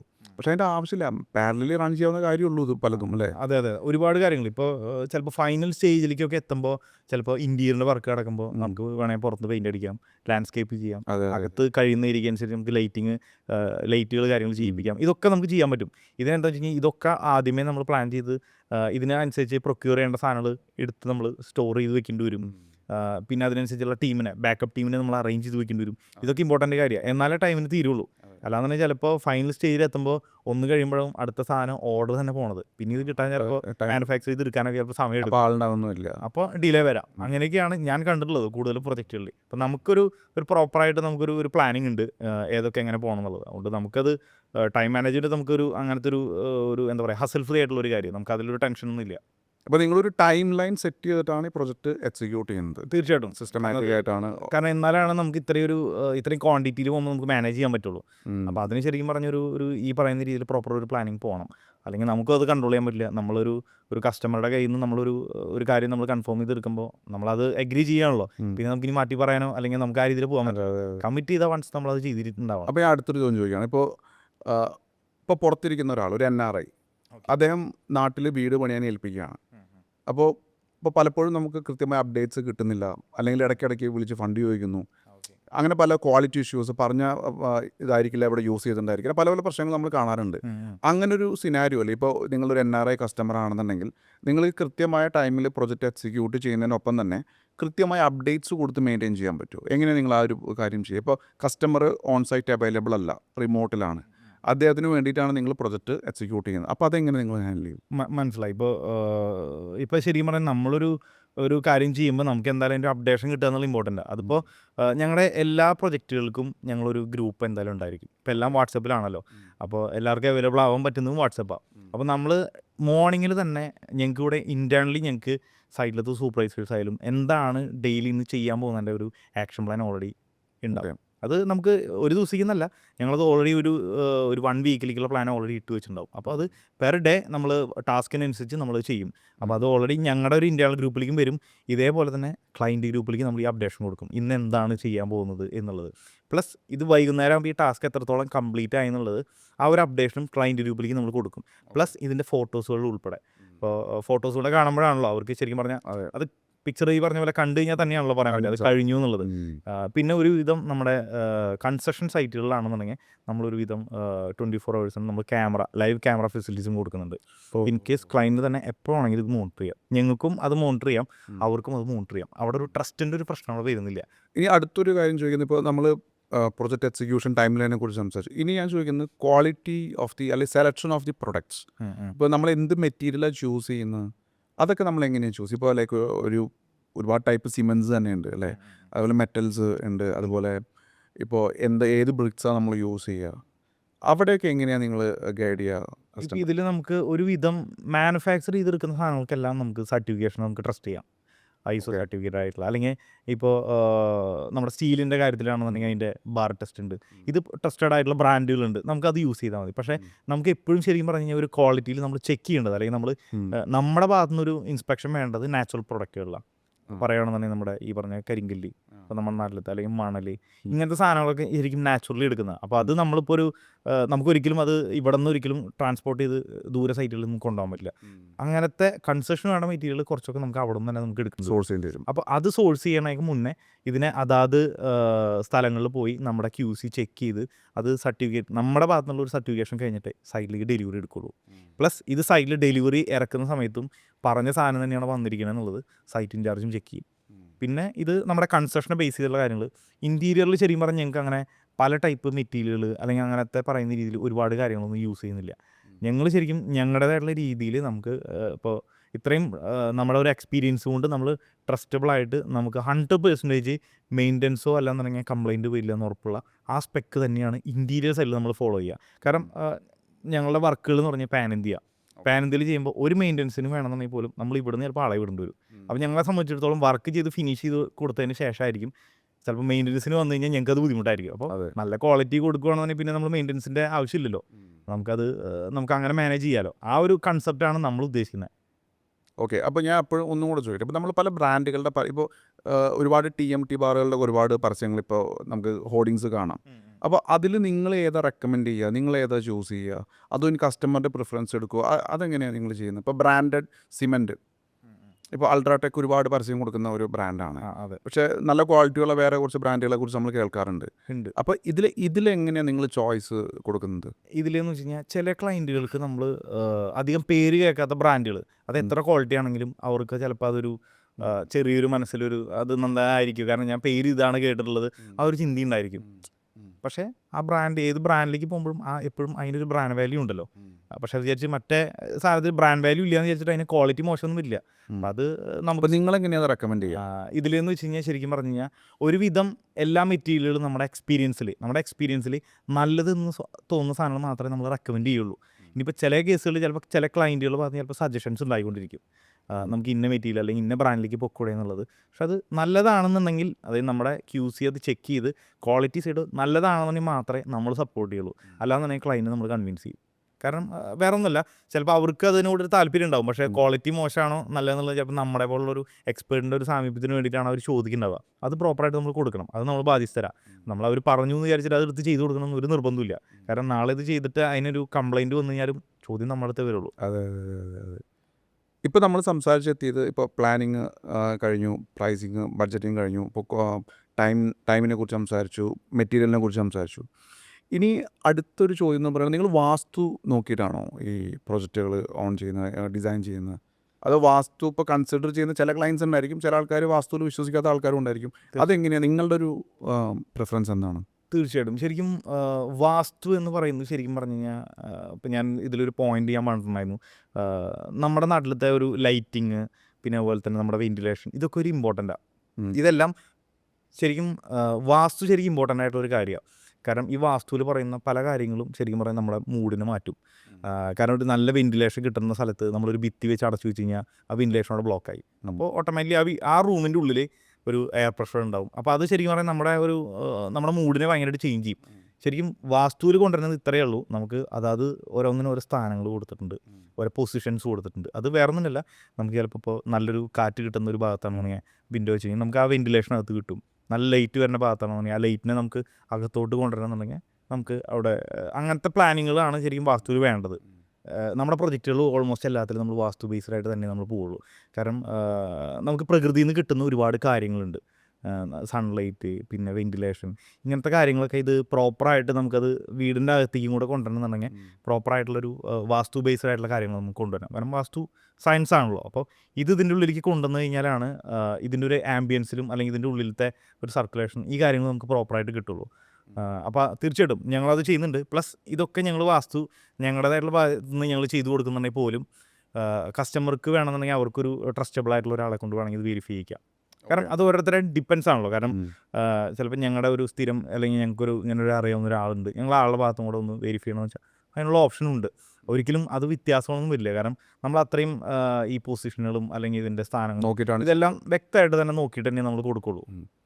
ഇനി അടുത്തൊരു പ്രധാനപ്പെട്ട ചോദ്യം, നിങ്ങളുടെ പേയ്മെൻറ്റ് പ്രോസസ്സ് എങ്ങനെയാണ്? അത് ഫുൾ അഡ്വാൻസ് ആണോ, പാർട്ട് പേയ്മെൻറ്റ്സ് ആണോ? അതെങ്ങനെയാണ് നിങ്ങളുടെ പേയ്മെൻറ്റ് പ്രോസസ്സ്? ശരിക്കും നമ്മളെ പേയ്മെൻറ്റ് ടേംസ് എന്ന് പറഞ്ഞു കഴിഞ്ഞാൽ അതൊരു വലിയൊരു ബ്രേക്കപ്പാണ്. അതായത് ഇനീഷ്യലി നമുക്ക് എന്തായാലും ഒരു പ്രൊജക്റ്റ് സ്റ്റാർട്ട് ചെയ്യാൻ എന്തായാലും ഒരു ചെറിയൊരു എമൗണ്ട് ഒരു അഡ്വാൻസ് വേണ്ടി വരും. കാരണം നമ്മുടെ ഒരു ടെക്നിക്കൽ ടീം അതിന് ഇൻവോൾവ് ആവുമല്ലേ. അപ്പോൾ അതിൻ്റെ ഒരു എമൗണ്ട് എന്നുള്ളതിലൊരു അഡ്വാൻസ് ഉണ്ടായിരിക്കും. പിന്നെ എല്ലാം വർക്കിനനുസരിച്ചിട്ടാണ്. നമ്മൾ ഓരോ സ്റ്റേജിൽ കൊടുക്കുന്ന അപ്ഡേഷനെ ബേസ് ചെയ്തിട്ട് ഓരോ സ്റ്റേജ് വൈസ് ആ പേയ്മെൻറ്റുകൾ വരിക. അത് ലാസ്റ്റ് പ്രൊജക്റ്റ് ഹാൻഡ് ഓവർ ചെയ്ത് കൊടുത്ത് എല്ലാ കാര്യങ്ങളും നമ്മൾ ട്രയൽ റണ്ണും കഴിച്ച് എല്ലാം കഴിഞ്ഞതിന് ശേഷമാണ് ഫൈനൽ പേയ്മെൻറ്റും മേടിക്കുകയുള്ളൂ.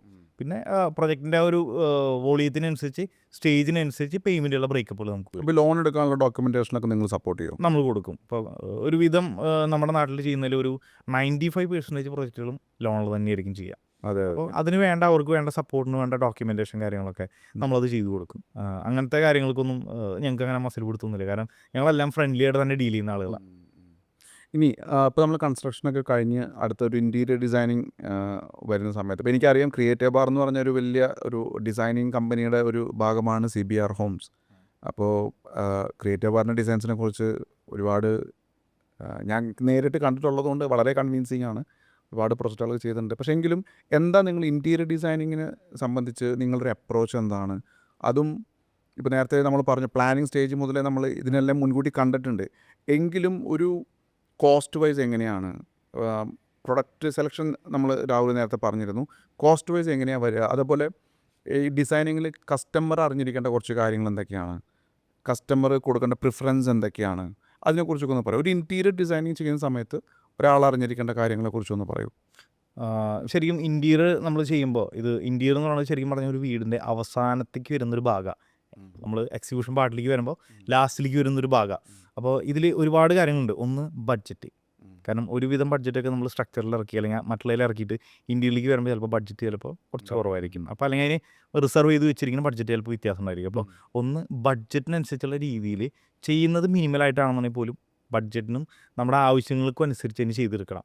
ശരിക്കും അതിനുള്ള ഒരു എക്സ്പേർട്ടായിട്ടുള്ള ഒരു ഗൈഡൻസ് നമുക്ക് കൊടുക്കാൻ പറ്റും. ഇപ്പോൾ സാറ് നേരത്തെ പറഞ്ഞല്ലോ ഞങ്ങളുടെ കൊമേഴ്ഷ്യൽ ഡിവിഷൻ്റെ ആ ഒരു കാര്യം, അത് ഞങ്ങളുടെ ഒരുവിധം ഏത് പ്രൊജക്റ്റ് ഉണ്ട് കഴിഞ്ഞാലും അത് മനസ്സിലാക്കാൻ പറ്റും അത് ക്രിയേറ്റീവ് ആറിൻ്റെ ആണെന്നുള്ളത്. അതെന്ന് വെച്ച് കഴിഞ്ഞാൽ നമ്മുടെ ഒരു സിഗ്നേച്ചറാണ്, ആ ഒരു പാറ്റേൺ അല്ലെങ്കിൽ അങ്ങനത്തെ കാര്യങ്ങളുണ്ട്. അതുപോലെ തന്നെ നമ്മുടെ ഹോംസിൻ്റെ ഈ ഡിവിഷനിൽ വരുമ്പോഴും, കാരണം പ്യുവർലി കസ്റ്റമറുടെ ഒരു ലൈഫ് സ്റ്റൈലൊക്കെ ചോദിച്ച് എത്ര മെമ്പേഴ്സ് ഉണ്ട്, അവരുടെ ഒരു ചിലപ്പോൾ ഏജ് കാറ്റഗറി ഉണ്ടാവും, ഇതൊക്കെ ഡീറ്റെയിൽഡായിട്ട് ശരിക്കും പറഞ്ഞൊരു ഫാമിലി മെമ്പറിനെ പോലെ തന്നെ അവരുടെ വിശേഷങ്ങളും അവരുടെ ഡെയിലി ആക്ടിവിറ്റീസും ഒക്കെ ചോദിച്ചിട്ട് അതിനനുസരിച്ചുള്ള രീതിയിലാണ് നമ്മൾ ഡിസൈൻ ഡെവലപ്പ് ചെയ്തെടുക്കുക.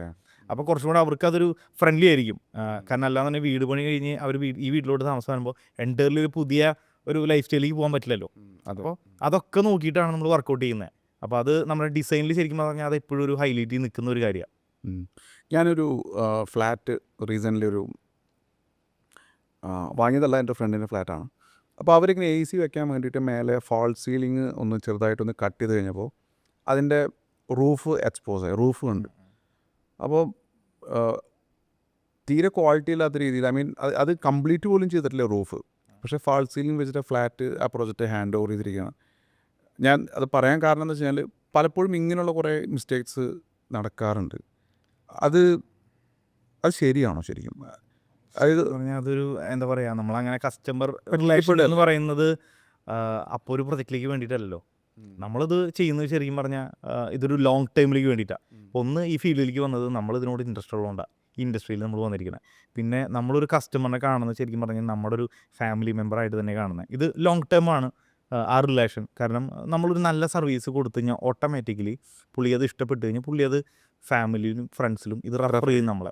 ഇത് മോശമാണെന്നുണ്ടെങ്കിൽ നമ്മുടെ പേര് അതുപോലെ തന്നെ താഴെ പോകും. അപ്പോൾ ഒരിക്കലും നമ്മളൊരിക്കലും ശരിക്കും പറഞ്ഞാൽ ഇങ്ങനത്തെ കാര്യങ്ങൾ കോംപ്രമൈസ് നമ്മൾ കൊടുക്കില്ല.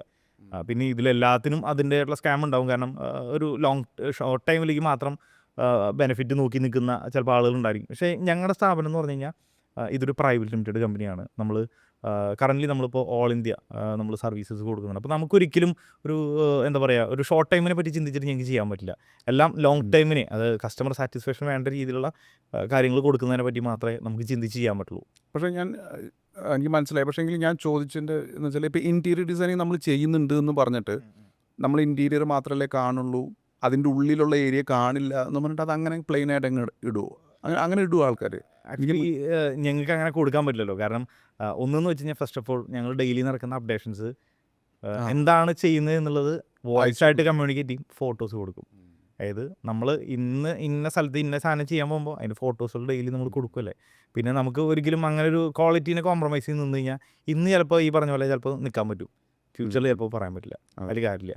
പിന്നെ ഇതൊക്കെ കഴിഞ്ഞതിന് ശേഷം മെയിൻ്റെനൻസ് നമുക്ക് തന്നെയല്ലേ വരിക. അതെ, കാരണം ചില കസ്റ്റമേഴ്സ് ഇപ്പോൾ നിങ്ങളുടെ ഈ പറഞ്ഞ പോലെ NRI കസ്റ്റമർ പ്രൊജക്റ്റ് നിങ്ങളെ ഏൽപ്പിച്ചു, എന്നിട്ട് അവർ പോയി, അത് കഴിഞ്ഞ് അവർ വന്നപ്പോൾ പുറമേ നോക്കിയപ്പോൾ എല്ലാം അടിപൊളിയാണ്, പെട്ടെന്നൊരു ദിവസം ഒന്ന് പൊളിച്ചു നോക്കിയപ്പോഴും അതിൻ്റെ ഉള്ളിൽ ഇൻകംപ്ലീറ്റ് ആയിട്ട് കിടക്കുന്നത്. അങ്ങനെ സംഭവിക്കാമല്ലോ, അതുകൊണ്ട് ഞാൻ ക്വസ്റ്റ്യൻ എടുത്ത് ചോദിച്ചത്. തീർച്ചയായിട്ടും അത് ശരിക്കും ഇവിടെ സ്ഥിരം ഇവിടെ വന്ന് വീട് പണി കാണുന്ന ആൾക്കാർക്ക് അത് മോണിറ്റർ ചെയ്യാൻ പറ്റും, പുറമേ നിന്നുള്ളവർക്ക് പറ്റില്ല. അപ്പോൾ അതുകൊണ്ടാണ് അവർക്ക് കുറച്ചും കൂടെ ഈ കാര്യങ്ങൾ ആക്സസ് ചെയ്യാൻ വേണ്ടിയിട്ടാണ് ട്രാൻസ്പെറൻ്റ് ആയിട്ട് നമ്മൾ എല്ലാ കാര്യങ്ങളും നമ്മൾ കൊടുക്കുന്നത്. ഇപ്പോൾ കൺസ്ട്രക്ഷൻ സൈറ്റുകളിലാണെന്നുണ്ടെങ്കിൽ ഓൾമോസ്റ്റ് നമ്മൾ ലൈവ് ക്യാമറ നമ്മൾ കൊടുക്കും. ഇന്ത്യയിൽ എന്ന് പറയുമ്പോൾ ഓരോ റൂം വൈസ് നമുക്ക് ക്യാമറ ഫെസിലിറ്റി നമുക്ക് കൊടുക്കാൻ പറ്റുന്നില്ല. അപ്പോൾ പക്ഷേ എല്ലാ ദിവസവും നടക്കുന്ന ആക്ടിവിറ്റീസുകൾ നമ്മൾ ഈവനിങ്ങിൽ അപ്ഡേഷൻ കൊടുക്കും. കാരണം അതിൻ്റേതായിട്ടുള്ള റെസ്പോൺസിബിൾ ആയിട്ടുള്ള പ്രൊജക്റ്റ് കോർഡിനേറ്റേഴ്സ് ഉണ്ട്, അവരത് പ്രോപ്പറായിട്ട് തന്നെ അത് കാര്യങ്ങൾ ചെയ്തു കൊടുക്കും. അപ്പോൾ ഒരിക്കലും അങ്ങനെ നമ്മുടെ ഭാഗത്ത് നിന്ന് ഒരിക്കലും അതുകൊണ്ട് അങ്ങനെ ഒരു വീഴ്ച വരില്ല. ഇപ്പോൾ നമ്മളിത് വരെ സംസാരിച്ചു, ഇപ്പോൾ നമ്മൾ പ്രൊജക്റ്റ് ഇൻറ്റീരിയർ ഡിസൈനിങ് വരെ എത്തി. ഇനി അടുത്തത് ഒരു പ്രൊജക്റ്റ് നമ്മൾ കൊടുത്തു കഴിയുമ്പോൾ, ഹാൻഡ് ഓവർ ചെയ്ത് കഴിയുമ്പോൾ സ്വാഭാവികമായും ചിലപ്പോൾ അതിന് മെയിൻ്റനൻസ് വരാം. തീർച്ചയായിട്ടും ഇപ്പോൾ എനിക്ക് ഇപ്പം എൻ്റെ രണ്ടാമത്തെ വീട് എനിക്ക് വെച്ച് കിട്ടിയ സമയത്ത് അതിൻ്റെ സിങ്ക് ഭയങ്കര താഴെ പോയി. അപ്പോൾ എനിക്കും വൈഫിനും കുറച്ച് ഹൈറ്റ് ഉള്ളതുകൊണ്ട് അത് കുറച്ച് മേലെ വേണമായിരുന്നു. അപ്പോൾ ഞാൻ അവരോട് ചോദിച്ചു, അപ്പോൾ അവർ പറഞ്ഞു ഇതാണ് ഞങ്ങൾ പൊതുവെ വെച്ച് കൊടുക്കുന്ന ഹൈറ്റ്. അപ്പോൾ ശരിയാണ്, അത് അവരുടെ തെറ്റല്ല. പക്ഷെ അവർ കസ്റ്റമറോട് ചോദിക്കണമായിരുന്നു കസ്റ്റമർക്ക് ഏത് ഹൈറ്റ് വേണമെന്ന്. കൺവീനിയൻറ്റ്. അപ്പോൾ പിന്നെ ഇനി ഒരു ഓപ്ഷൻ ഉള്ളത് എന്ന് പറയുന്നത് ഞങ്ങൾ കുനിയെന്ന് മാത്രം കഴുകുക, അല്ലെങ്കിൽ അത് മൊത്തം പൊളിച്ച് വീണ്ടും പണിയാം. ഒരു അഡീഷണൽ മെയിൻ്റനൻസ് വരികയാണ് അവിടെ.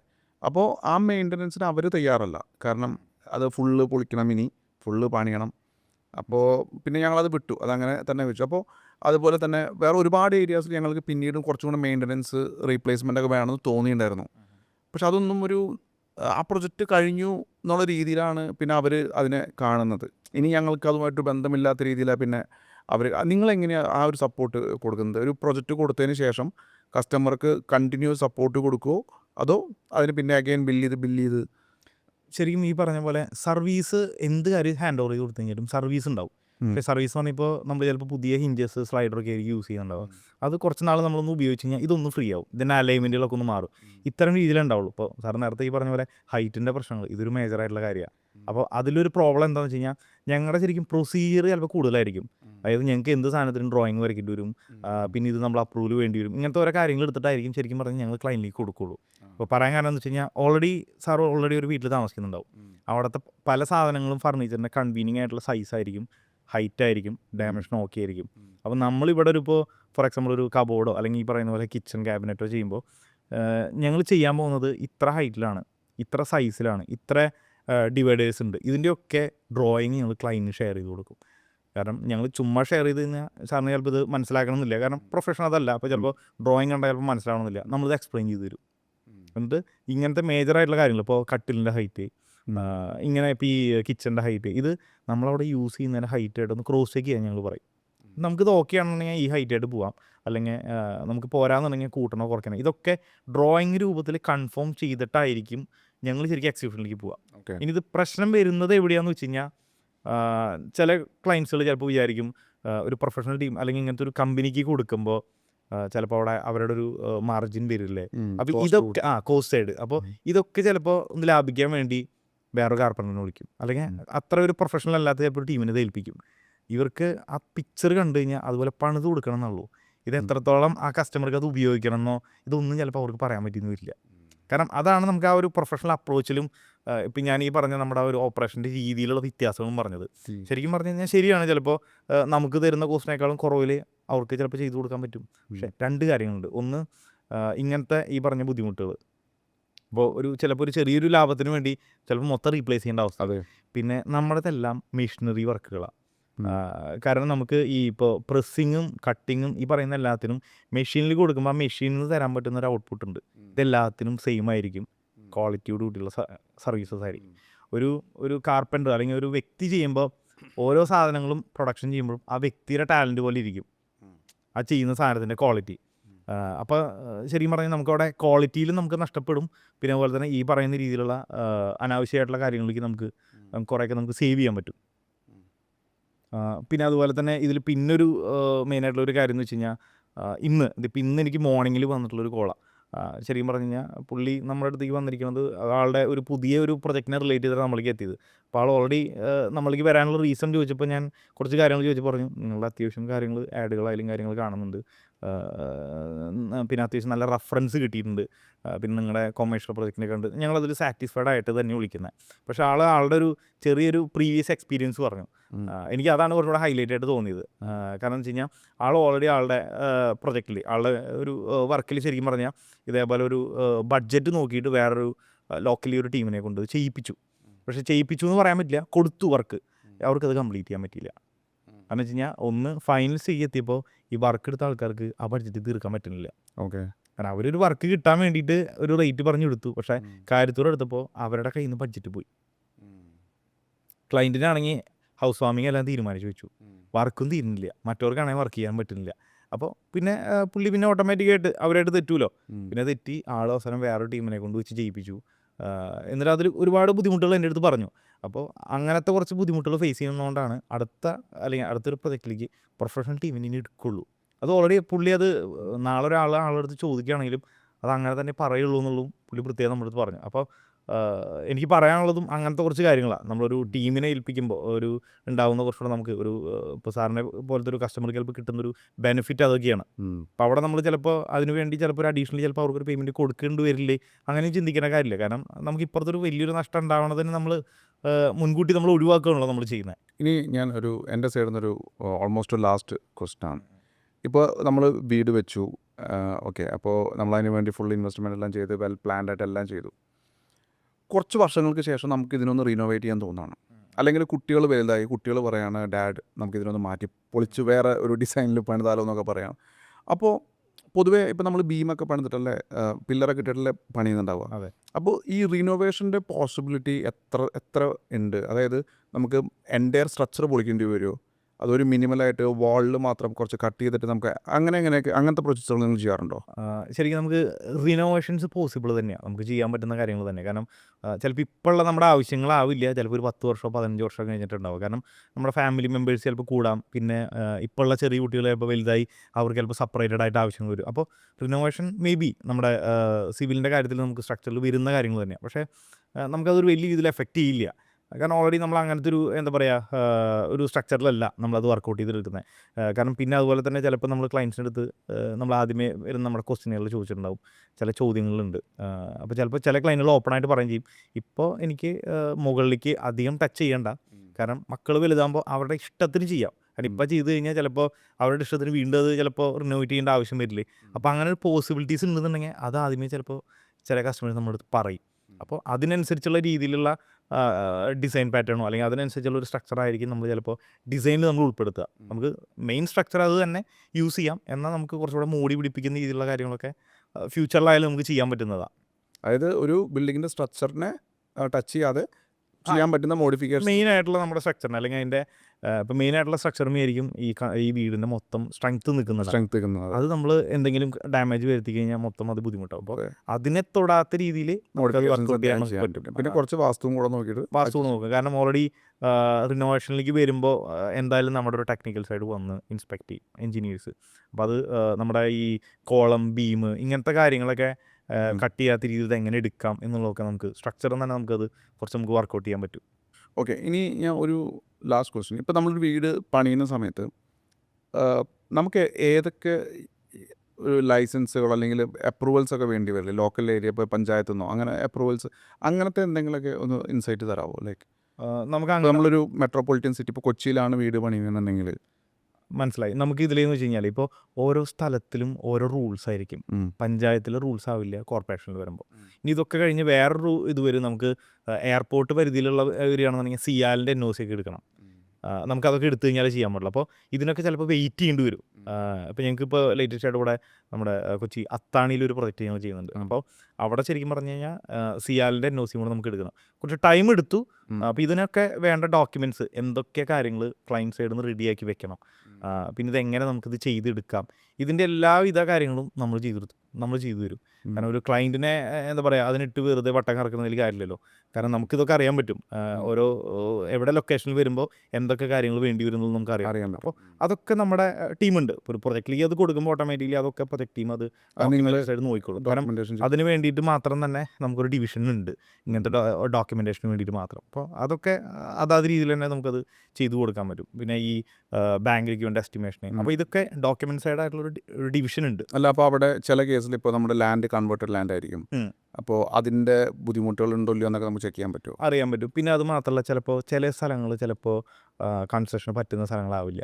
കാരണം ചിലപ്പോൾ എന്താ പറയുക, നമുക്കിപ്പോൾ ഈ ഫ്ലഡോ അല്ലെങ്കിൽ അങ്ങനത്തെ എന്തെങ്കിലും വരുമ്പോൾ വാണിംഗ് ഒക്കെ കിട്ടിയിട്ടുള്ള ആ രീതിയിലുള്ള ചിലപ്പോൾ ലൊക്കേഷൻസ് ഒക്കെ ഉണ്ടാവും. അപ്പോൾ അത് നമുക്ക് അറിയാൻ പറ്റും. നമുക്ക് അതിൻ്റെ സ്കെച്ചും കാര്യങ്ങളൊക്കെ എടുത്ത് അല്ലെങ്കിൽ അതിൻ്റെ പഞ്ചായത്തിൽ നിന്ന് നമുക്കത് അന്വേഷിച്ചാൽ നമുക്ക് എടുക്കാൻ പറ്റും. കാരണം അതിന് വേണ്ടിയിട്ട് തന്നെ നമുക്ക് ടീമുകളുണ്ട്, നമുക്കത് വെച്ചിട്ട് നമുക്കത് അന്വേഷിച്ചെടുക്കാൻ പറ്റും. കാരണം പലപ്പോഴും കസ്റ്റമർക്ക് ഇത് അറിയണമെന്നുണ്ടാവില്ല. അവർ പെട്ടെന്ന് പോയിട്ട് ലാൻഡ് വാങ്ങി വിറ്റ ആൾ ചിലപ്പോൾ അത് ഒഴിവാക്കാൻ വേണ്ടി വിറ്റ സിനാരിയോസ് ആയിരിക്കാം. മനസ്സിലായി. കാരണം അങ്ങനൊരു എന്താ പറയുക, ഒരുവിധം അങ്ങനെ പുതിയ ലാൻഡ് ഫ്രഷ് ആയിട്ടൊരു ലാൻഡ് പർച്ചേസ് ചെയ്ത് അതിൽ നമുക്ക് ഇഷ്ടപ്പെടുന്ന ഒരു വീട് വെക്കാനാണ് ആഗ്രഹിക്കുന്നുണ്ടെങ്കിൽ ശരിക്കും ഞാൻ പറയുകയാണെന്നുണ്ടെങ്കിൽ ലാൻഡ് പർച്ചേസ് ചെയ്യുന്നതിന് മുന്നേ തന്നെ ഒരു അപ്രോച്ച് ചെയ്യുന്നത് നല്ലതാണ്. ജസ്റ്റ് നമുക്ക് ഒരു എൻക്വയറിയുടെ നമുക്ക് അന്വേഷിക്കാമല്ലോ.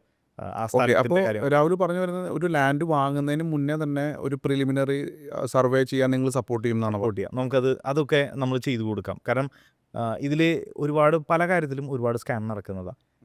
ഇപ്പോൾ പറയണമെന്നുണ്ടെങ്കിൽ ഞാനിപ്പോൾ ഒരു വീട് വെക്കാനായിട്ട് ആഗ്രഹിക്കുന്നു. അപ്പോൾ ആ വീട് വെക്കാൻ വേണ്ടിയിട്ടാണ് ഞാൻ ആ സ്ഥലം മേടിക്കുന്നത്. ആ സ്ഥലത്തിൽ ആ വീട് പറ്റുമെന്നുള്ളത് നമുക്ക് ഉറപ്പ് പറയാൻ പറ്റില്ല. ഓക്കെ. കാരണം നമ്മൾ ചിലപ്പോൾ ഒരു മനസ്സിലൊരു കോൺസെപ്റ്റ് കണ്ടായിട്ടായിരിക്കും വരുന്നുണ്ടാവുക. അപ്പോൾ നമ്മൾക്ക് അത് അപ്രോച്ച് ചെയ്യണമെന്നുണ്ടെങ്കിൽ നമ്മളതിന് ആ ഇനീഷ്യൽ ടൈമിലൊന്നും നമുക്ക് അതിൻ്റെ വേറെ ഫീസോ കാര്യങ്ങളൊന്നും നമുക്ക് വാങ്ങേണ്ട ആവശ്യമില്ല. ഞങ്ങൾ ശരിക്കും ഒരു ഡ്രോയിങ് അല്ലെങ്കിൽ അങ്ങനെ സ്റ്റാർട്ട് ചെയ്യുമ്പോൾ മാത്രമാണ് ഫീസ് അതിലേക്ക് വരുള്ളൂ. ഇപ്പോൾ ക്ലയൻറ്റിന് നമുക്ക് പറയാം, സാർ ആഗ്രഹിച്ച രീതിയിലൊരു വീട് വെക്കാൻ ഈ പ്ലോട്ട് ചിലപ്പോൾ പറ്റില്ല, അല്ലാന്നുണ്ടെങ്കിൽ അവിടെ ചിലപ്പോൾ ലീഗൽ സൈഡായിട്ടുള്ള ചില പ്രശ്നങ്ങളുണ്ടാവും. ഇതൊക്കെ നമുക്ക് ചെയ്തു കൊടുക്കാൻ പറ്റുന്ന കാര്യങ്ങളാണ്. ശരിക്കും ഇത് നല്ലൊരു സർവീസാണ്. ഇത് പലപ്പോഴും പല ആൾക്കാർക്കും ബുദ്ധിമുട്ട് വരുന്നതാണ്. തീർച്ചയായിട്ടും. കാരണം വെച്ച് കഴിഞ്ഞാൽ നമ്മളിത് അവരെ നമ്മൾ ഇങ്ങനെയൊക്കെ ഒരു സപ്പോർട്ട് ചെയ്താലല്ല. കാരണം ഞാൻ ഓൾറെഡി പറഞ്ഞു, ഇത് ശരിക്കും ഒരു വൺ ടൈം അല്ല, ലോങ് ടൈം ആണ്. അപ്പോൾ നമ്മൾ ഇവർക്ക് വേണ്ട നല്ല സർവീസസ് കൊടുത്തു കഴിഞ്ഞാൽ ഓട്ടോമാറ്റിക്കലി ഇവർ നമ്മളിലേക്ക് തന്നെ വരും. കാരണം ഇപ്പോൾ ചിലപ്പോൾ അവർ പ്ലോട്ട് മേടിക്കുന്നത് ഇപ്പോഴായിരിക്കും, 2 വർഷം കഴിഞ്ഞിട്ടായിരിക്കും ചിലപ്പോൾ വീട് പണി ചെയ്യുള്ളൂ. പക്ഷേ നമ്മളവിടെ പ്രോപ്പറായിട്ട് ഗൈഡ് ചെയ്തിട്ടുണ്ടെന്നുണ്ടെങ്കിൽ എന്തായാലും അവർ നമ്മളിലേക്ക് തന്നെ വരുള്ളൂ. കാരണം നമ്മളൊരു നല്ലൊരു കാര്യം ചെയ്യുമ്പോൾ ഓട്ടോമാറ്റിക്കലി നമുക്കത് തിരിച്ച് കിട്ടും എന്ന് നമുക്കൊരു വിശ്വാസമുണ്ട്. നമ്മളിപ്പോൾ കൂടുതലും ഒരു ബഡ്ജറ്റ് ഫ്രണ്ട്ലി പ്രൊജക്റ്റിനെ കുറിച്ച് ആണ് സംസാരിച്ചത്. ഒരു പ്രീമിയം പ്രൊജക്റ്റ് ഹാൻഡിൽ ചെയ്യുന്ന സമയത്ത്, ഒരു പ്രീമിയം കസ്റ്റമർ എൻക്വയറി ചെയ്യുന്ന സമയത്ത് അവരോട് നിങ്ങൾക്ക് എന്താ പറയാനുള്ളത്? ഇപ്പോൾ ഒരു എക്സാമ്പിൾ പറയുകയാണെങ്കിൽ മേ ബി ഒരു 10,000 സ്ക്വയർ ഫീറ്റിന് ഒരു വീട് പണിയാൻ ആഗ്രഹിക്കുന്ന ഒരാൾ. അപ്പോൾ അദ്ദേഹത്തിന് ബഡ്ജറ്റ് ഒരു പ്രശ്നമല്ല. പക്ഷേ അവർ CBR ഹോംസിനെ അപ്രോച്ച് ചെയ്യുന്ന സമയത്ത് നിങ്ങൾക്ക് അവരോട്, അതായത് നിങ്ങളുടെ ക്രെഡിബിലിറ്റി അല്ലെങ്കിൽ നിങ്ങളുടെ എക്സ്പീരിയൻസ്, ആ ഒരു ആസ്പെക്റ്റിൽ എന്താണ് നിങ്ങൾക്ക് ഇപ്പോൾ ഇതുവരെ നമ്മൾ സംസാരിച്ച് ബഡ്ജറ്റ് ഓറിയൻറ്റഡ് ആയിട്ടുള്ള ഒരു പ്രോസസ്സിലാണ്. മനസ്സിലായി. അങ്ങനെ എന്താ രാഹുലിന് പറയാനുള്ളത്? ശരിക്കും അങ്ങനെ ഒരു പ്രീമിയം എന്ന് ആഗ്രഹിക്കുന്ന ആളുകൾക്ക് പൊതുവെ കസ്റ്റമൈസേഷൻ, പ്യൂർലി കസ്റ്റമൈസേഷൻ ആയിരിക്കും അവർ ആഗ്രഹിക്കുന്നുണ്ടാവുക. ഇപ്പോൾ ഫോർ എക്സാമ്പിൾ പറയുകയാണെന്നുണ്ടെങ്കിൽ ഇപ്പോൾ നമ്മൾ തന്നെ ചിലപ്പോൾ ഒരു ഫംഗ്ഷന് ഞാൻ ഇങ്ങനത്തെ ഒരു ഷർട്ട് അല്ലെങ്കിൽ ഞാനൊരു ഡിസൈൻഡ് ആയിട്ടുള്ള ഷർട്ട് ധരിച്ചു, അത് തന്നെ മറ്റുള്ളവർ ധരിക്കുന്നതിനേക്കാളും നമ്മൾ ചിലപ്പോൾ ഒരു വ്യത്യാസമായിട്ട് നിൽക്കാൻ ചിലപ്പോൾ നമ്മൾ താല്പര്യപ്പെടുമല്ലോ. അപ്പോൾ അതുപോലെ തന്നെ നമ്മുടെ വീടിൻ്റെ കാര്യത്തിലും അവരുടെ ലൈഫ് സ്റ്റൈലിൻ്റെ കാര്യത്തിലും എല്ലാത്തിലും ആ ഒരു കസ്റ്റമൈസേഷൻ ആഗ്രഹിച്ചിട്ടായിരിക്കും. അതുകൊണ്ടാണ് അവരൊരു പ്രീമിയം കാറ്റഗറിയിലേക്ക് പോകുന്നത്. അല്ലാതെ മെറ്റീരിയൽ കൊണ്ട് ഒരു പ്രീമിയം അല്ലെങ്കിൽ പൈസ കൂടിയ മെറ്റീരിയൽ ഉപയോഗിച്ചുകൊണ്ട് അത് പ്രീമിയം ആവില്ല പ്രൊജക്റ്റ്. അതായത് അതിൽ ഡിസൈനിൽ എന്തെങ്കിലും കുറച്ച് വെറൈറ്റീസ് കൊണ്ടുവരണം. നമ്മൾ ഇപ്പോൾ ആ ക്ലയൻറ്റിൻ്റെ വീട്ടിൽ കണ്ടത് വേറൊരു വീട്ടിലുണ്ടാവരുത്. അതായത് എൻറ്റയർലി പുതിയതായിരിക്കണം, ഒരു കോപ്പി പേസ്റ്റ് ആയിരിക്കില്ല. അപ്പോൾ അങ്ങനത്തെ രീതിയിൽ കുറച്ചുകൂടെ ഇന്നോവേറ്റീവ് ആയിട്ടുള്ള പുതിയ ക്രിയേറ്റീവ് ഡിസൈൻസ് കാര്യങ്ങളൊക്കെ അതിലാണ് ശരിക്കും പറഞ്ഞ പ്രൊജക്റ്റിനെ നമ്മൾ പ്രീമിയം കാറ്റഗറിയിലേക്ക് നമ്മൾ എത്തിക്കുന്നത്. പിന്നെ കുറച്ചുകൂടെ അതിൽ കൊണ്ടുവരുന്ന ഫെസിലിറ്റീസ് കാര്യങ്ങളൊക്കെ കുറച്ചും കൂടെ അഡ്വാൻസ്ഡ് ആയിട്ടുള്ള, അല്ലാന്നുണ്ടെങ്കിൽ കുറച്ചുകൂടെ നമുക്ക് അതിനനുസരിച്ചുള്ളപ്പോൾ ഫെസിലിറ്റീസൊക്കെ നമുക്ക് അതിൽ കൊണ്ടുവന്ന് അതിനെ പ്രീമിയം ആക്കാൻ പറ്റും. ഇതിൽ നമുക്ക് പ്രീമിയം കസ്റ്റമേഴ്സ് പൊതുവേ താല്പര്യപ്പെടുക, ഒന്ന് നല്ലൊരു എക്സ്പേർട്ടായിട്ടുള്ളൊരു ടീമിൻ്റെ അഡ്വൈസ്, അവരുടെ ആ ഒരു എക്സ്പീരിയൻസ് തന്നെയാണ് അവർ കൂടുതൽ ആഗ്രഹിക്കുക. പിന്നെ അതുപോലെ തന്നെ ഡിസൈൻ ഓറിയൻറ്റഡ് ആയിട്ട് വരുവാണെന്നുണ്ടെങ്കിൽ ഇപ്പം നമ്മുടെ ഒരു വീട്ടിൽ അത് ഇപ്പോൾ ഓൾറെഡി ഒരു ഗസ്റ്റ് വരുമ്പോൾ അവർ പറയണം, ഇത് ഞാൻ അവിടെ കണ്ടതാണ്, ഇങ്ങനത്തെ രീതിയിൽ കേൾക്കാൻ അവരും താല്പര്യപ്പെടില്ല. അപ്പോൾ ഈ പ്രീമിയം കസ്റ്റമേഴ്സിന് പൊതുവേ അവർക്കൊരു വേണ്ട ഒരു കാര്യങ്ങളെന്ന് വെച്ച് കഴിഞ്ഞാൽ അവരുടെ ഒരു ഐഡൻറ്റിറ്റി ആയിരിക്കണം, ഒരു യൂണിക്നെസ് വേണം. അതായത് എൻ്റെ വീട്ടിലെത്തിയത് എൻ്റെ വീട്ടിൽ തന്നെയുള്ളൂ, അല്ലെങ്കിൽ ഇൻ കേസ് ചിലപ്പോൾ ഇതിന് കോപ്പി വരാം, പക്ഷേ ആദ്യം വന്നത് ഇവിടെ എൻ്റെ വീട്ടിലാണ്. അതായത് ആ ഒരു ഇമ്പ്രഷനാണ് നമ്മളവിടെ കൊടുക്കുന്നത്. പിന്നെ ഓഫ് കോഴ്സ് നമ്മളവിടെ മറ്റുള്ള വീടുകളെന്നൊക്കെ പറയുമ്പോൾ ചിലപ്പോൾ അവർക്ക് ഒരു കുറച്ചുകൂടെ ബഡ്ജറ്റഡ് ആയിട്ട് പോകുന്ന വീടുകളിലേക്കൊക്കെ ചിലപ്പോൾ പക്ക യൂട്ടിലിറ്റി മാത്രമേ ഉണ്ടാവുള്ളൂ. മറ്റേന്ന് പറയുമ്പോൾ കുറച്ചുകൂടെ ലക്ഷറി ആയിട്ടുള്ള കുറച്ചുകൂടെ ഫെസിലിറ്റീസ് കാര്യങ്ങൾ നമുക്ക് ചിലപ്പോൾ കൂടുതൽ വേണ്ടി വരും. ഇങ്ങനത്തെ കാര്യങ്ങളും എല്ലാം കൂടെ ചേർത്തിട്ടാണ് ശരിക്കും പറഞ്ഞ ഒരു പ്രീമിയം ആവുന്നത്. ഒരു പ്രൊജക്റ്റ് ആയാലും പ്രീമിയം ആവുന്നത്. ഇപ്പോൾ ഒരു കാറിൻ്റെ കാര്യത്തിലാണെന്നുണ്ടെങ്കിൽ നമുക്ക് കുറച്ചുകൂടെ ഈസി എക്സാമ്പിൾ ആയതുകൊണ്ട് പറയാം, നമുക്ക് എല്ലാത്തിൻ്റെയും പർപ്പസ് എന്താ, ഇപ്പോൾ ഒരു നോർമൽ ഒരു മാരുതിയുടെ ആയാലും ബെൻസിൻ്റെ ആയാലും പർപ്പസ് നോക്കി കഴിഞ്ഞാൽ നമുക്ക് റോഡിലൂടെ നമുക്ക് ഇവിടുന്ന് അങ്ങോട്ട് ട്രാൻസ്പോർട്ട് ചെയ്ത് എത്തണം. പക്ഷേ മറ്റേതിൽ എന്താ, അതിൻ്റെ ഫീച്ചേഴ്സ് ആണല്ലോ കുറച്ചുകൂടെ കൊണ്ടുവരുന്നത്. സേഫ്റ്റി സൈഡ് ഫീച്ചേഴ്സ് ഉണ്ട്, കംഫേർട്ട് ഉണ്ട് ഡ്രൈവിൽ. അപ്പോൾ ഇതേപോലത്തെ ഒരുപാട് ഫീച്ചേഴ്സ് കൊണ്ടുവരുമ്പോൾ തന്നെയാണ് പ്രീമിയം ആവുള്ളൂ, പ്രൊജക്റ്റും പ്രീമിയം ആവുള്ളൂ. അപ്പോൾ അതിനനുസരിച്ചുള്ള എല്ലാ എമ്യൂണിറ്റീസും നമുക്ക് സജസ്റ്റ് ചെയ്ത് നമുക്ക് കൊടുക്കാൻ പറ്റും. ഓക്കെ, അപ്പോൾ നിങ്ങൾക്ക് പ്രീമിയം കസ്റ്റമേഴ്സിനെയും കാറ്റർ ചെയ്യാനുള്ള ഫെസിലിറ്റീസ് എല്ലാം ഉണ്ട്. കാരണം നമ്മുടെ ഡിസൈൻ സപ്പോർട്ട് വരുന്നത് തന്നെ ആ രീതിയിലാണ്. ശരിക്കും പറഞ്ഞാൽ നമുക്കൊരു പ്രീമിയം ആയിട്ടുള്ള ക്ലയൻസിനെ സർവ് ചെയ്യാൻ വേണ്ടിയിട്ട് നമുക്ക് സെപ്പറേറ്റ് ആയിട്ട് നമുക്കൊരു റിസർച്ച് ടീം തന്നെ ഉണ്ട് ഡിസൈൻ ഭാഗമായിട്ട്. കാരണം നമുക്ക് പുതിയ ഡിസൈൻസ് നമുക്ക് ഡെവലപ്പ് ചെയ്യണമല്ലോ. അപ്പോൾ അതിന് വേണ്ടിയിട്ട് നമുക്കൊരു പ്രോപ്പറായിട്ടുള്ള റിസർച്ച് ടീമുണ്ട്. കാരണം അല്ലാന്നുണ്ടെങ്കിൽ എന്താ പറയുക, നമ്മൾ കൊടുക്കുന്ന എല്ലാവർക്കും ഒരേ മോഡൽ ഒരേ പാറ്റേൺ ആയി പോകില്ലേ. അപ്പോൾ അതിനെ കുറച്ചുകൂടെ വ്യത്യാസമായിട്ട് നമുക്ക് കൊണ്ടുവരാൻ വേണ്ടി ഒരു ക്രിയേറ്റീവ് ടീം ഇതിൻ്റെ ബാക്ക്ഗ്രൗണ്ടിൽ നമുക്ക് വർക്ക് ചെയ്യും. നിങ്ങൾക്കൊരു ഡെഡിക്കേറ്റഡ് ആയിട്ട് നമുക്കൊരു 5-6 പേരടങ്ങുന്ന ഒരു ടീം തന്നെ അതിനുവേണ്ടി ഡെഡിക്കേറ്റഡ് ആയിട്ടുണ്ട്. അത് നമ്മുടെ ഡിസൈനിലായാലും എല്ലാത്തിലും അവരത് അപ്ഡേറ്റ് ചെയ്തുകൊണ്ടിരിക്കും. നമുക്ക് കുറച്ച് പ്രൊജക്റ്റുകൾ റണ്ണിങ് ആകുമ്പോൾ ഓട്ടോമാറ്റിക്കലി ആ അപ്ഡേഷൻ അവരാണത് ശരിക്കും ഡിസൈൻ പരമായിട്ടുള്ള കാര്യങ്ങൾ കൺട്രോൾ ചെയ്തുകൊണ്ടിരിക്കുന്നത്. ബേസിക്കലി അത് ക്ലയൻറ്റിൻ്റെ ഒരു ആവശ്യം മനസ്സിലാക്കി അതിനനുസരിച്ചുള്ള ക്രിയേറ്റീവ് ആയിട്ടുള്ള കാര്യങ്ങൾ. കാരണം എന്താ പറയുക, നമ്മൾ കുറച്ചുകൂടെ ഫ്യൂച്ചറിസ്റ്റിക് ആയിട്ട് ചിന്തിച്ചിട്ട് വേണം നമ്മൾ പോകാൻ വേണ്ടിയിട്ട്. ഇപ്പം ലൈവിലുള്ളത് കണ്ടിട്ട് നമ്മൾ കാര്യമില്ല. കാരണം വീട് പണി തുടങ്ങുന്നത് ചിലപ്പോൾ ഈ വർഷമായിരിക്കും, തീരണത് അടുത്ത വർഷമായിരിക്കും, ചിലപ്പോൾ ഇപ്പോൾ കണ്ടത് അടുത്ത വർഷം ഔട്ടായിട്ടുണ്ടാവും. അപ്പോൾ കുറച്ചുകൂടെ നമ്മൾ ഫ്യൂച്ചറിസ്റ്റിക് ആയിട്ട് ചിന്തിച്ച് ചെയ്യണം. അപ്പോൾ അതിന് വേണ്ടിയിട്ട് മാത്രം ഒരു ടീം ബാക്ക്ഗ്രൗണ്ടിൽ വർക്ക് ചെയ്യുന്നുണ്ട്, ഡെഡിക്കേറ്റഡ് ആയിട്ടുണ്ട്. രാഹുൽ, ഇപ്പോൾ നമ്മൾ ഇതുവരെ ഒരു സാധാരണക്കാരൻ പോകേണ്ട കാര്യങ്ങളൊക്കെ ഒരു ഓൾമോസ്റ്റ് കവർ ചെയ്തു. ഇപ്പോൾ ഈ സ്റ്റാർട്ടഡ് വിത്ത് പ്ലാനിങ്ങിനെ കുറിച്ച് സംസാരിച്ചു, നമ്മളതിന് ശേഷം ഒരു എക്സ്പേർട്ടിൻ്റെ അഡ്വൈസ് അതിനെക്കുറിച്ച് സംസാരിച്ചു, ബഡ്ജറ്റിങ്ങിനെ കുറിച്ച് സംസാരിച്ചു, പിന്നെ കൺസ്ട്രക്ഷൻ ടൈം ലൈനിനെ കുറിച്ച് സംസാരിച്ചു, ചോയ്സ് ഓഫ് എക്യുപ്മെൻറ്റ്സ്, നമ്മുടെ മെറ്റീരിയൽ സെലക്ഷനെ കുറിച്ച് സംസാരിച്ചു, പിന്നെ പ്രൊജക്ട് മാനേജ്മെൻറ്റും പിന്നെ അതിൻ്റെ ഇൻറ്റീരിയർ ഡിസൈനിങ്ങിനെ കുറിച്ച് സംസാരിച്ചു, അതിനുശേഷം വാറൻറ്റിയെക്കുറിച്ച് സംസാരിച്ചു, പിന്നെ ഒരു പ്രീമിയം കസ്റ്റമർ ആസ്പെക്റ്റിലുള്ള കാര്യങ്ങളും സംസാരിച്ചു, പിന്നെ ഡോക്യുമെൻറ്റേഷൻ്റെ സപ്പോർട്ട് കൊടുക്കുന്നതിനെ കുറിച്ച് സംസാരിച്ചു. അപ്പോൾ ഐ തിങ്ക് ഓൾമോസ്റ്റ് എല്ലാ കാര്യങ്ങളും നമ്മൾ കവർ ചെയ്തിട്ടുണ്ടെന്ന് തോന്നുന്നു. വാസ്തുവിനെ കുറിച്ചും സംസാരിച്ചു. തീർച്ചയായിട്ടും. ഇനി ഇതല്ലാതെ എന്തെങ്കിലും ഒരു പ്രേക്ഷകൻ അറിഞ്ഞിരിക്കുന്നതായിട്ടുണ്ട് എന്ന് തോന്നുന്നുണ്ടോ? അല്ലെങ്കിൽ രാഹുലിന് CBRനെ കുറിച്ച് എന്തെങ്കിലും പറയാനുണ്ടോ? നമ്മൾ ഓൾമോസ്റ്റ് നമ്മളെല്ലാ കാര്യങ്ങളും നമ്മൾ പറഞ്ഞെത്തി. ഇനിയിപ്പോൾ അടുത്ത സംശയങ്ങൾ വരിക നമ്മൾ കാര്യത്തോടെ എടുക്കുമ്പോഴേ, അല്ലെങ്കിൽ അടുത്ത നമുക്ക് എന്തെങ്കിലും കാര്യങ്ങൾ എക്സിക്യൂട്ട് ചെയ്ത് തുടങ്ങുമ്പോഴായിരിക്കും സംശയങ്ങൾ വരിക. അപ്പോൾ അറ്റ്ലീസ്റ്റ് നമുക്ക് ഈ പറഞ്ഞ പോലെ എന്തെങ്കിലും ഡൗട്ടുകളോ കാര്യങ്ങളൊക്കെ വരിക, അല്ലെങ്കിൽ അങ്ങനെ എന്തെങ്കിലും വരുവാണെന്നുണ്ടെങ്കിൽ നമ്മളെ കൺസൾട്ട് ചെയ്ത് നോക്കാം. അപ്പോൾ നമ്മൾ അതിനനുസരിച്ചുള്ള കാര്യങ്ങൾ നമുക്ക് എങ്ങനെയാണെങ്കിലും നമുക്കത് സപ്പോർട്ട് ചെയ്ത് കൊടുക്കാം. Okay, so thank you Rahul. അപ്പോൾ ഒരു കാര്യം എനിക്ക് ഉറപ്പാണ്, ഒരു വീട് വെക്കാൻ ആഗ്രഹിക്കുന്ന ഒരാൾക്ക് ഒരുപാട് ബേസിക്കായിട്ട് അറിഞ്ഞിരിക്കേണ്ട കാര്യങ്ങളും അല്ലെങ്കിൽ ഒരു ക്ലാരിറ്റി മനസ്സിൽ വരാനായിട്ട് ഈ ഒരു പോഡ്കാസ്റ്റ് വളരെയധികം യൂസ്ഫുൾ ആയിരിക്കും.